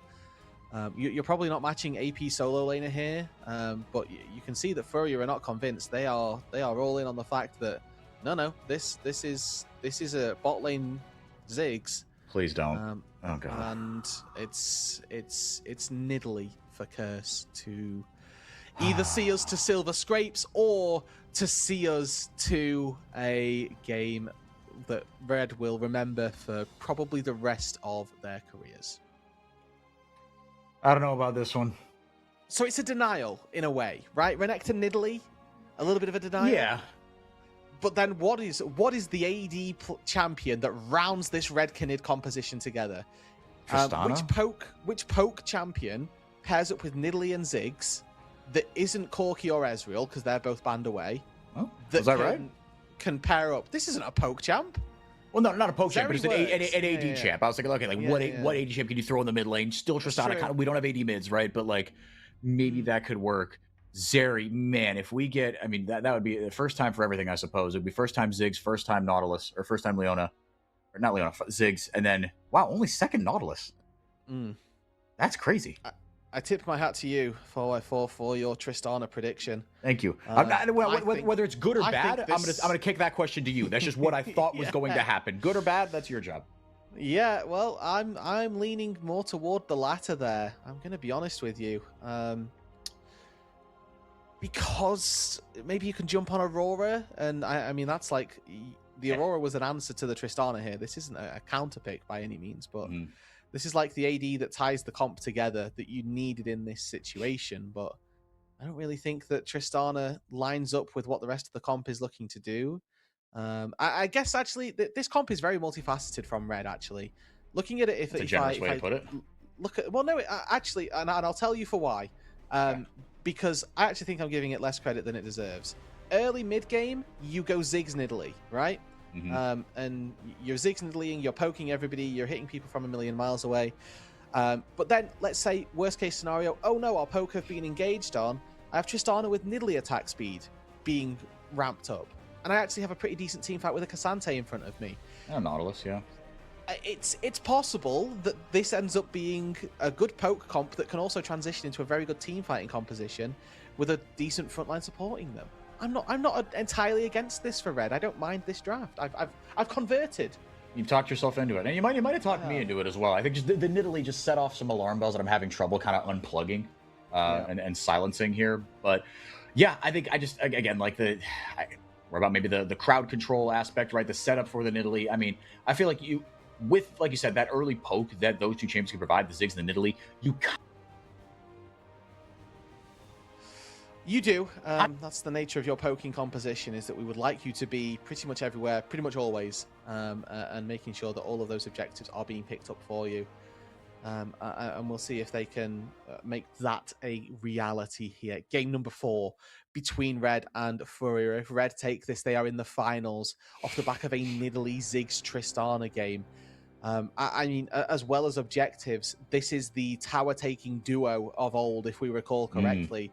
Tristana plus Ziggs, they take those turrets incredibly This is true. quickly. This is very true. Yeah, that actually, I didn't really think about that. I know you're absolutely right. And that's such a key part of it, especially in pro play, how these champions get their spot in their time in the sun, if you will. And so, you know, I worry about the early game, but look, you've got a good engine in the Nidalee, and that's I think another reason why I was worried about it was like, look, you know, it's not that you like when you pick scaling, you have to pick full scaling. In fact, I think that could be a very bad idea, especially in the jungle, where you want something with a little bit of agency. You want something to bridge you over so that you're not just up the creek without a paddle, kind of 10 minutes in, especially into something like a Lucian, right? And a Renekton, where it can just skirmish so well. But if you can get into that late game, after 1-1 fight, man, you could just rip right through the map with these two champions. We'll see who it is that can come out on top and whether or not Red can indeed start to rip through those turrets. Nice little hook early on. I do not mind the Nautilus Ziggs duo. Much prefer Leona when pairing up with Ziggs. I think it's a very good champion that can keep people locked up. There's a world where a Nautilus hook catches somebody under a bomb and then causes a little bit of an issue there. Yeah. But overall, a lot of lockdown, and if that follow-up CC can be found, then that is really good. Obviously, Milio has his own cleanse on the ulti, so maybe later on we'll see that have some pretty good effectiveness as well. In terms of who's going to sit up and then tank those spears, obviously going to have to be Tartu in this game. So maybe get to see a bit of a Warmogs on the Sejuani, former flavor of the month. We'll see whether or not it can come home to roost once again. Tank that poke, get your HP to regen a little bit, and then go back into the front lines if you are in a big poke type situation.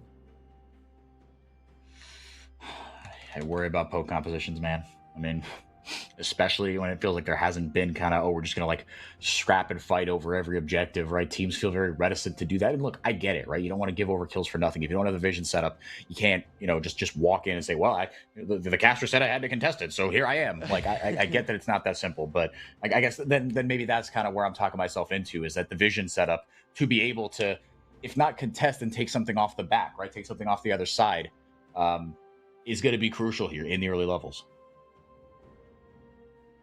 That it is. And Curse already getting the crab down. Tartu doing the same thing. They're going to walk in and trade vision on one another's raptors. And from there, take those recalls. Now, very early on, you're seeing a very small lead in the top side for Gigo. A product of picking this Renekton lane is that you are expecting to have some sort of priority out of that, which probably means that Furrier are going to get those initial Void Grubs, which overall very good hook lands. I cannot believe that hook landed. That is threaded that needle just so well. The healing coming out, and the shielding as well, going to keep IU safe. Summoner heal and barrier popped as well. No summoners, meanwhile, for the red bottom lane. And that's a really, really big boon for them. The fact that they're already controlling the way that this lane is going, pushing away the aggression of Lucian Milio in the bot lane. Not what you're expecting, right? You take this bot lane to win, to stomp, to snowball, and that is just not the case right now. One final bomb catches a good couple creeps for Rebello.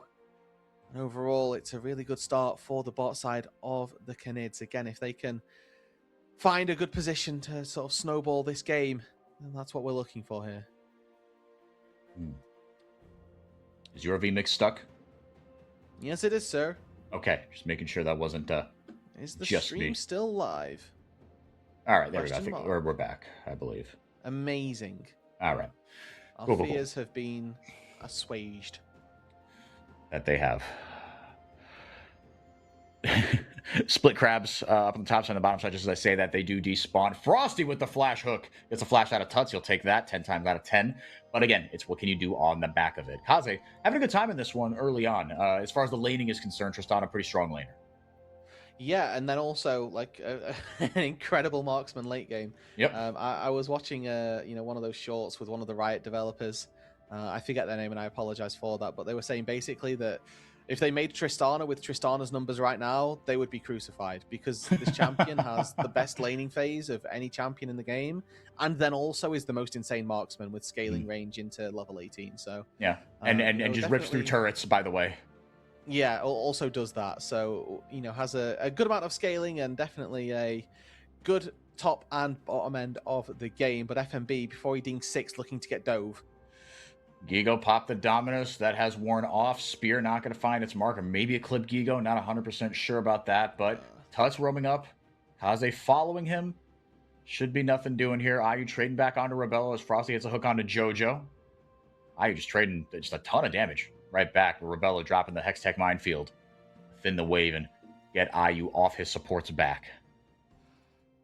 Good little trade again. Any hook looks good at the minute down on Yeah. the spot side, whereas the Lucian Milio not really got the damage to run their way through the bot lane. Not really got their damage to, punish the Ziggs here as is Rebello playing that a little bit more safely. Obviously, Frosty more than able to keep himself out of danger.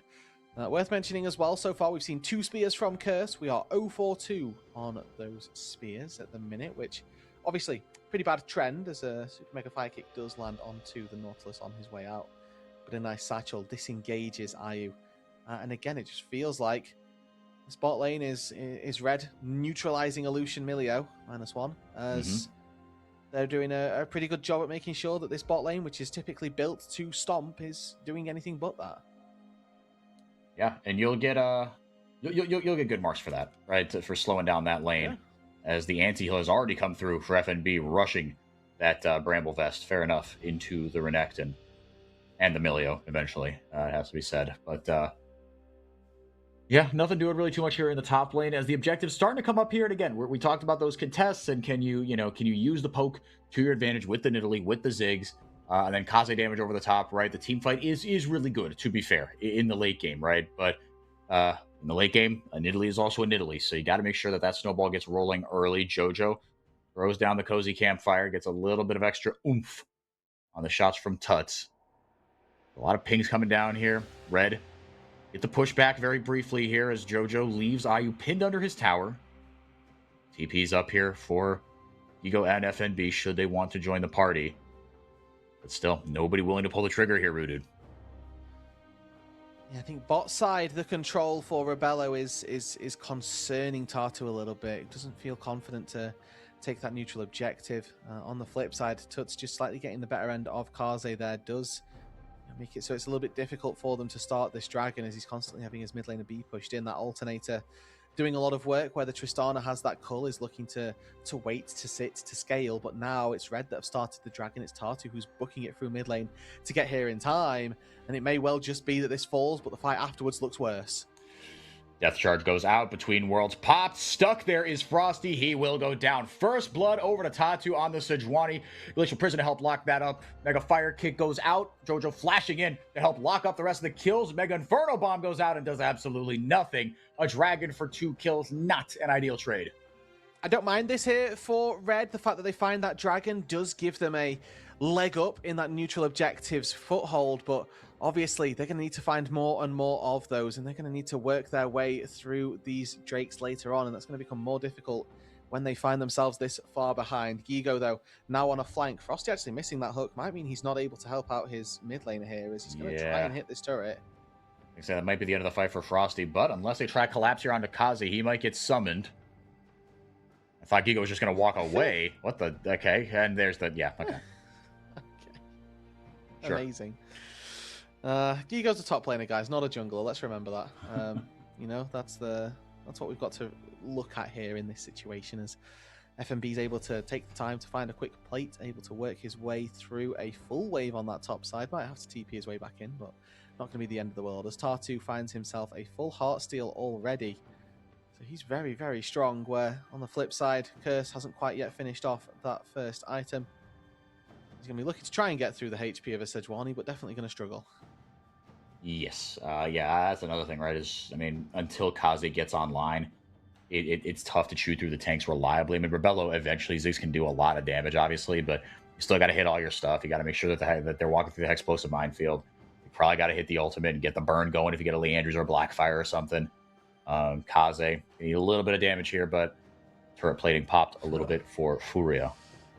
He just gets a top off from his jungler who passes by. Oh, here you go, buddy. Have an extra, good chunk of HP. Kaze as well, going for Kraken Slayer. Kraken, I think, and this is going to be my take of it on AD carries. I'd be interested to hear what other marksmen do think. Is just the I'm a brokey, didn't get a Yuntal buy, didn't get a BF sword buy through the early stages. As FNB has gone all out here, he's landing some slows. And lands the Q3 there. Now Gigo in a little bit of trouble here. Does not have the Dominus. And just with every auto, again, just a healing reduction coming through. So even if you pop the Dominus, you're not getting a ton of value out of it. Potentially the rest of Red Kittens here looking for a dive. Not the best wave to do it on, but you got a cannon wave coming through next. If you can crash that, maybe you got a shot. Gigo has absolutely no idea, but gets the flash and the slice and dice out. But it'll be enough, the depth charge, to lock him up and set up the hook. Kill over to FNB. First one of the game for Red. Yeah, a little bit of gold now goes into Ayu's pockets on that bot side as he's able to get some plates uncontested. Obviously, Rebello going to do the exact same thing up here. And again, this is where Ziggs really is going to outclass your marksman. Gets a short fuse proc every time he resets his cooldowns. And then he's going to be able to chunk through that little bit more of the turret here. One more Q. Gets that reset off. That's 3 plates picked up for the red marksman. 3 plates picked up for Furia as well, but they've got 3 people down on that bot side trying to make it work. It's just Rebello up here trying to get his way through this turret. We'll take that down eventually. Meanwhile, it's FNB versus 3. Has to flash away. The Culling's going to tickle him on the back end. Glacial Prison going down on the back end as well. Permafrost stacks go up to help set that up. Ayu going to toggle the aggro off of him. Just looking for a way in here. There's the CC. Can Ayu go in? Yes, he can. Frosty can't do much to take the Ayu down as well. Just kind of looking for safety under the tower. And after all that, Rebello does not take the tower down. He gets close, but Gigo back. And Furia get a kill back onto FNB. Yeah, really big actually that they find that kill. FNB stepping a little bit too close, maybe thinking he's a bit too tanky. In the face of Ayu here, where he just simply was not able to find enough damage mitigation there with the Cassante. Does end up falling. Nice little pick for Furia, who again continue to extend that gold lead, but just little bits of scarceness almost. Like I feel a little bit worried looking at the Tristana 300 gold up. I feel concerned when I look at the fact that this Ziggs has already got Ludens plus tier 2 boots picked up. So lots of things that Red Canid can play towards later on. Obviously, they've got a lot to get through in terms of this Renekton, who's got a decent lead. Ayu now to, a decent way up as well. That Kraken Slayer and Sheen combo going to work wonders for you. Just take another look at what happened down on this bot side. Good combo by Tatu. You go for the E stun first, then the ulti after the fact. And Ayu forced to flash away. I think he was out regardless, but it means that FNB can't get back in. And then just the Sejuani tanks the turret. Ayu finds the damage. Yeah, pretty well played. Got a little dicey there at the end, as you saw, but like you said, Prosatatu holding on to the big ticket stun. There's a dragon pulled here for Red Canids. Still only an 800 gold lead, so they're not out of it, but it certainly feels like it feels like they are starting to let things slip a little bit.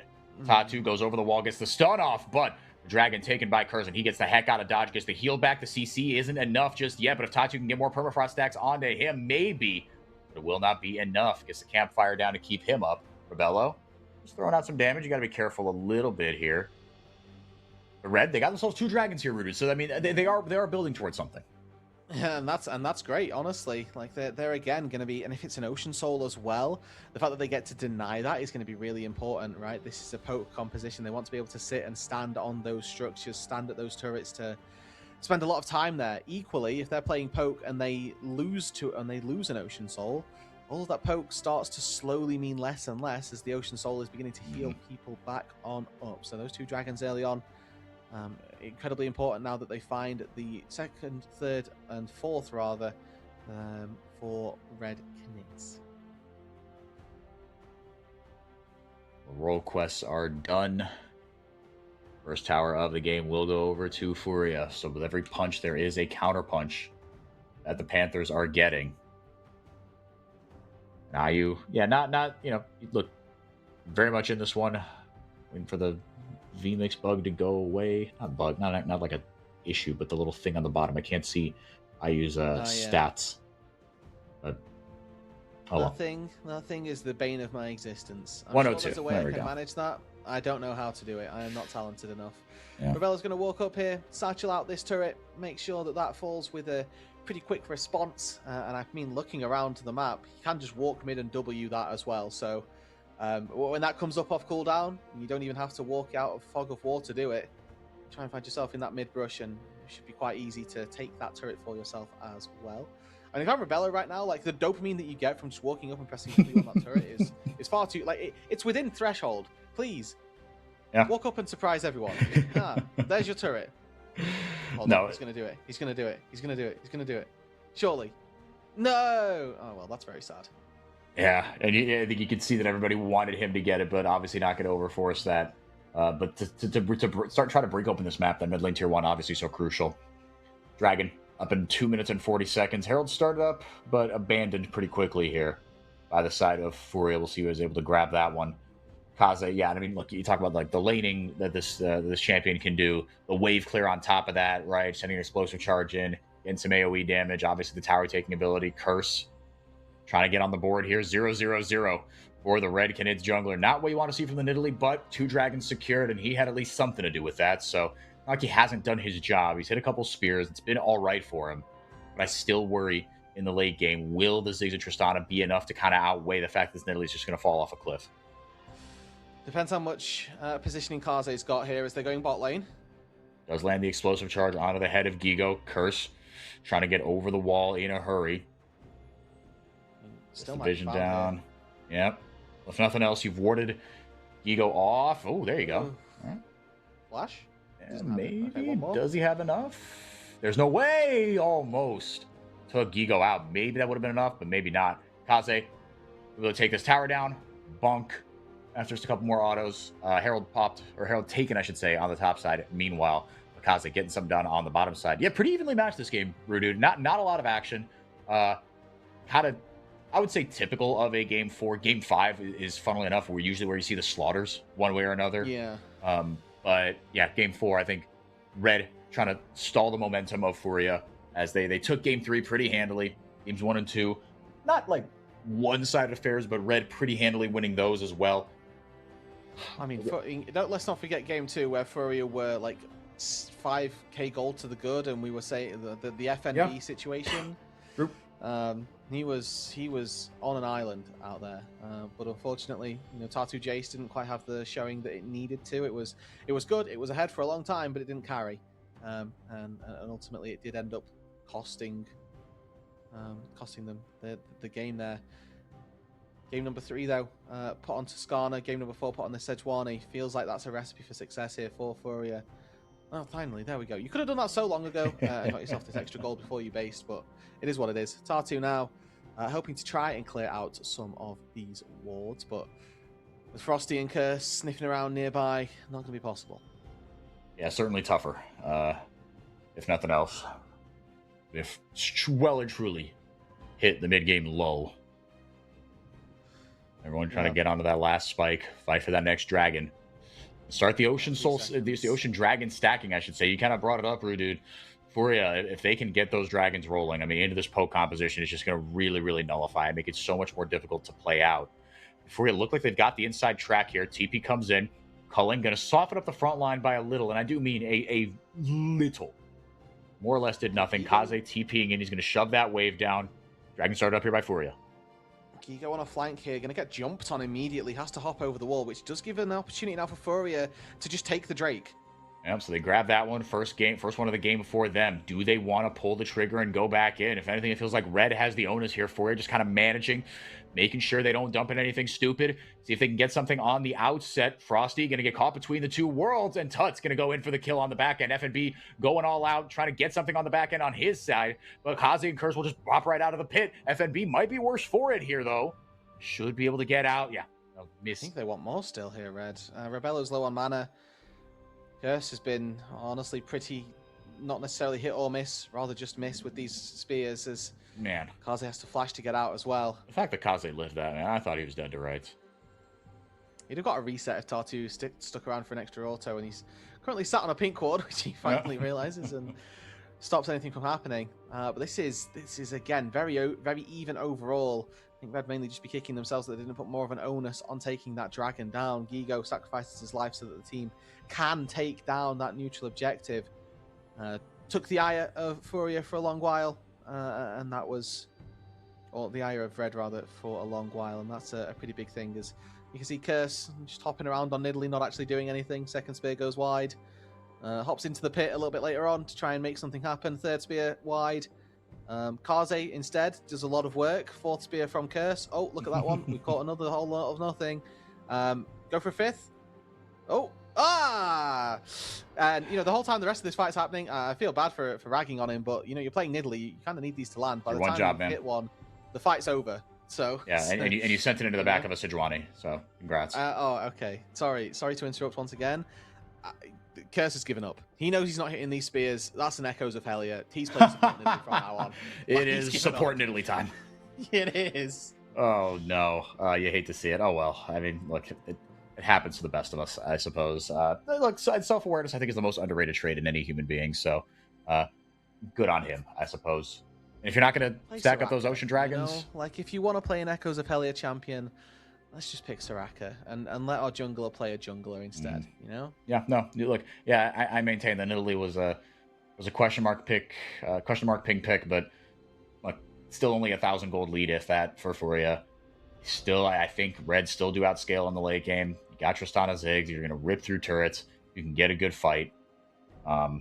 You've got Frosty and FNB frontlining, but man, oh man, I mean, it still makes me so nervous. Yeah, and I mean, I was going to say, well, why don't you just pick Ivern if you're going to do this? Well, actually, banned Ivern for this. Exactly. So, the Red went, well, what's budget Ivern? Clearly, the answer is Nidalee. Of course, yeah. They've got interactions with brushes and can build. No, Ivern doesn't really build Echoes of Hellier. No, never mind. Kaze. Oh, good buffer. Ooh. Yeah, you have to buffer the rocket jump out of there. Dead. Stand on the ward and just cannon barrages, or not cannon barrages, buster shots him out of trouble. But yeah, gets eaten alive. Furia gonna grab himself another kill. Another one onto IU, who's quietly having himself a really solid game. 2.5 item series on that last Whisper. And once he gets that going, then it could be the signal for Furia to start breaking down the door. Well, I think that signal's been blaring for the last couple of minutes. I'm going to be honest. I hope so.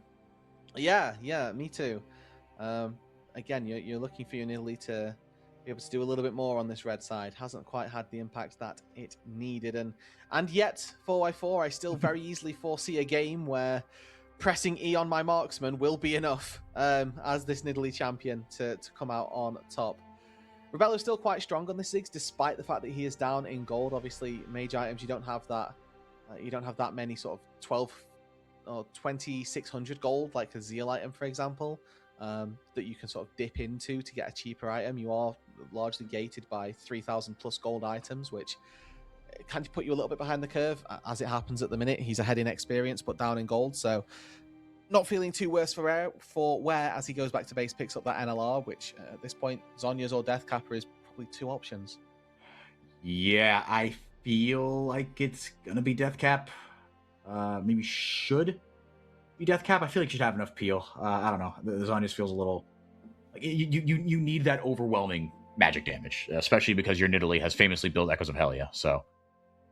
genuinely true. I think you just got to send is correct. Yeah. This will be remembered and talked about in the archives. Oh god, yeah. If they win, they're going to take that exhibit down right after it goes up. But man, if they lose, and if they lose the series off it as well, Tatu just going in point blank ultimate, Frosty getting ripped through. Not long for this world, but Echoes of Hellier. How about that? With the Nidalee heal on top of that, Frosty's back up to half HP. That's what you get. Let's see some spears landing. Let's rack up some HP to be stored. Tuts now looking for Frosty. Oh, another big juicer heal here. It's the spear, and you get another really large heal coming through. So, there you go. Kaze's next. If he hits the spears, it does work. No way! If you hit the spears, you have no need to build a heal item. Just build more damage and hit the spears that way. All right, Drake's live. It's Furia trying to stop Soul Point going to the Canids here. Poke needs to start landing, though, as Karze's hopped onto Tuts, but not going to be able to find anything.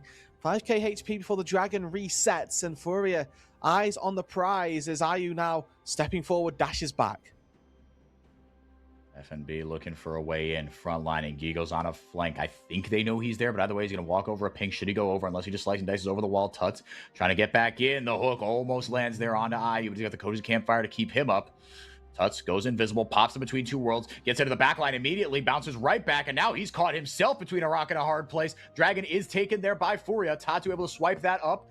Damage not a ton here from the Mega Inferno Bomb. Need more consistent damage if they're going to do anything about this. Gigo got isolated, and he will go down. Probably not going to take anyone with him. FNB going all out and doing Cassante things on the other side. Just a one-man wrecking crew. Kaze is getting on the board in a big, big way. Stunned up. FNB going to buy some time. Curse is out of there with the Echoes of Helia. It doesn't matter. He's right back with the healing. Tatu going to get another kill, but Kaze has jumped in, and that should be the death sentence. Red Canids will rip through the rest of this fight. It's a double for Tatu, but there's only so much as Sejuani can do with Emilio waiting on the back end. Curse with the kill, because of course he gets the kill. 6 stacks on his Dark Seal, and he is ramping up into this game on the Nidalee now. Karze goes nuclear in the team fight, constantly keeps himself safe, and he's going to need to build an Essence Reaver pretty soon because he is hopping around like a madman. That Navori Flickerblade is doing a lot of work, but he's losing his mana incredibly quickly. They don't quite lose out on that tier 2 turret down on the bot side for you, and they do net themselves the dragon, but the fight was a complete wash here.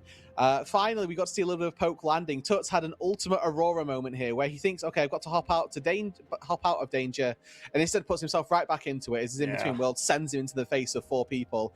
If he'd have stayed there a little bit longer and maybe tried to do a little bit more damage or just not thrown himself into that, maybe this fight looks entirely different. I agree.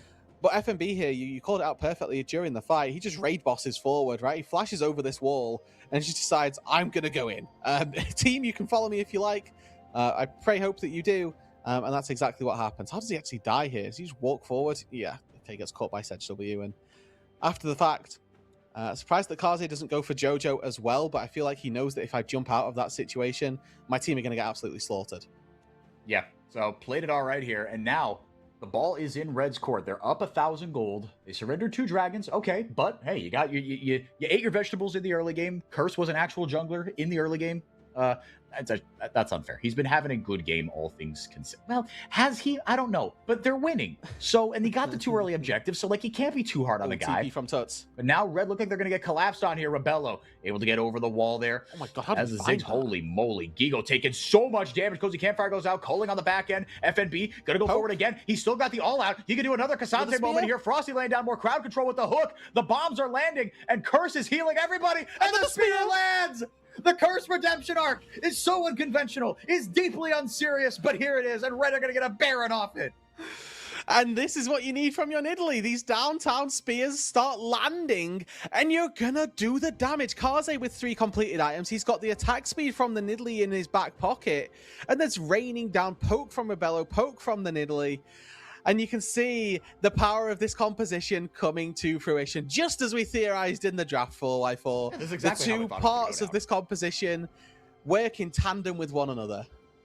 Oh man, it's so funny. But hey, look, unserious is the perfect word. You are right, man. And look, doing just as much damage as Kaze, but dude, Rebello, the fact that he didn't get caught in that between 2 worlds, right? Put the satchel charge under himself to bounce himself over the wall. If he doesn't do that, I think Furia could win this fight right there. Exactly. If he gets caught right there, he might be toasted because he just starts printing damage on the back end of this fight. He does, and let's look at Curse as well. 1 spear lands, another one over the wall lands, walks in, Q pounce. Thank you very much. End this fight. Another spear lands. Gorgeous Curse. That's what we like to see. They can't believe it. Yeah. They were like, why have we picked this guy Nidalee? And then in the latter half of the team fights, he was calibrating. Yeah, he's calibrating. Yeah. Well, this is whoa, okay. From Narnia. We're probably not going to see it. Yeah, I mean, there is a ward. There is a control ward back there, so they do see him now. But now you got a little bit of a decision to make. You've got Inhibitor versus the 5v4 versus the 5v1 versus just send FNB to deal with him. That's probably fine. Cannon minions, though, again, a really big deal in this season. They do a lot of damage to those structures if they are left unchecked. And Gigo now going to be able to route himself back towards his team. Red do get their way out of here. And you manage to make their way out to safety. Maybe that recall was going to bite FNB in the behind, leaving his team out to dry there. I thought for him maybe we could have collapsed, but ended up working out all right. Kaze, man, and he's gotten online here in this game. And the wealth pretty much spread all over the place with these 8 kills. I mean, yeah, 2 for FNB, 3 for Curse, 2 for Kaze, 1 for Rebello, and Frosty quietly having a really good game on the Nautilus as well, just understated, hitting his hooks, hitting his depth charges, being a nuisance, providing CC, auto-attacking people and putting them in place. Gigo trying to do something helpful on the top side, but in the time it takes him to take half a tower down, his team are getting eaten alive. Tatu takes a ton of damage. Half his health bar is completely gone.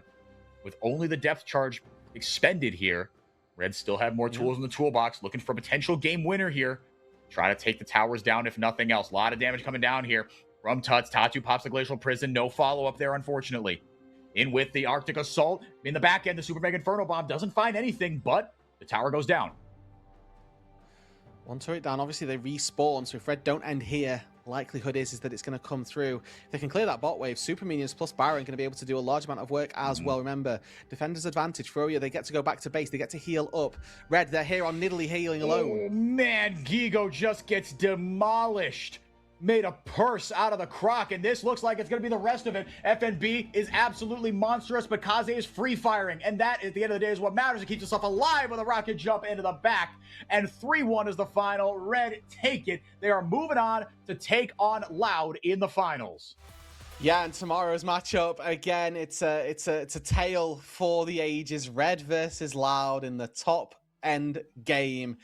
The big series that will end it all here for the CBLOL Cup has been decided. And again, like I say, Red, they're going to remember this probably for the rest of their careers. Do you remember when we took Nidalee and I had an absolute nightmare of a start and then a bit because of Helia and then I was the GOAT? Like, do you remember when that happened?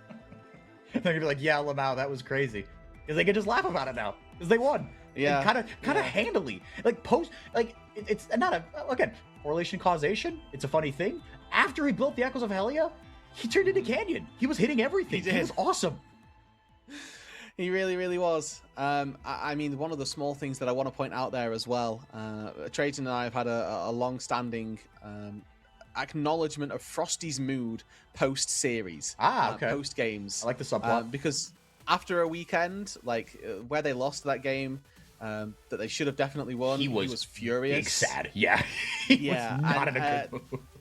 The vibes after that series, he got up, he's jumping around, he's having a good time. Oh, it's funny. And he's in a very good position, right? He's feeling good. Hopefully, he'll have a nice little evening before tomorrow, where they've obviously got this massive series that they've got to now rest and recuperate for. Yep, and get some sleep, get themselves locked and loaded for a Loud series that, again, I maintain, Red are the better team. They shot themselves in the foot with some drafts. But Loud, look, you don't run the upper bracket by accident. That is what I will give Loud.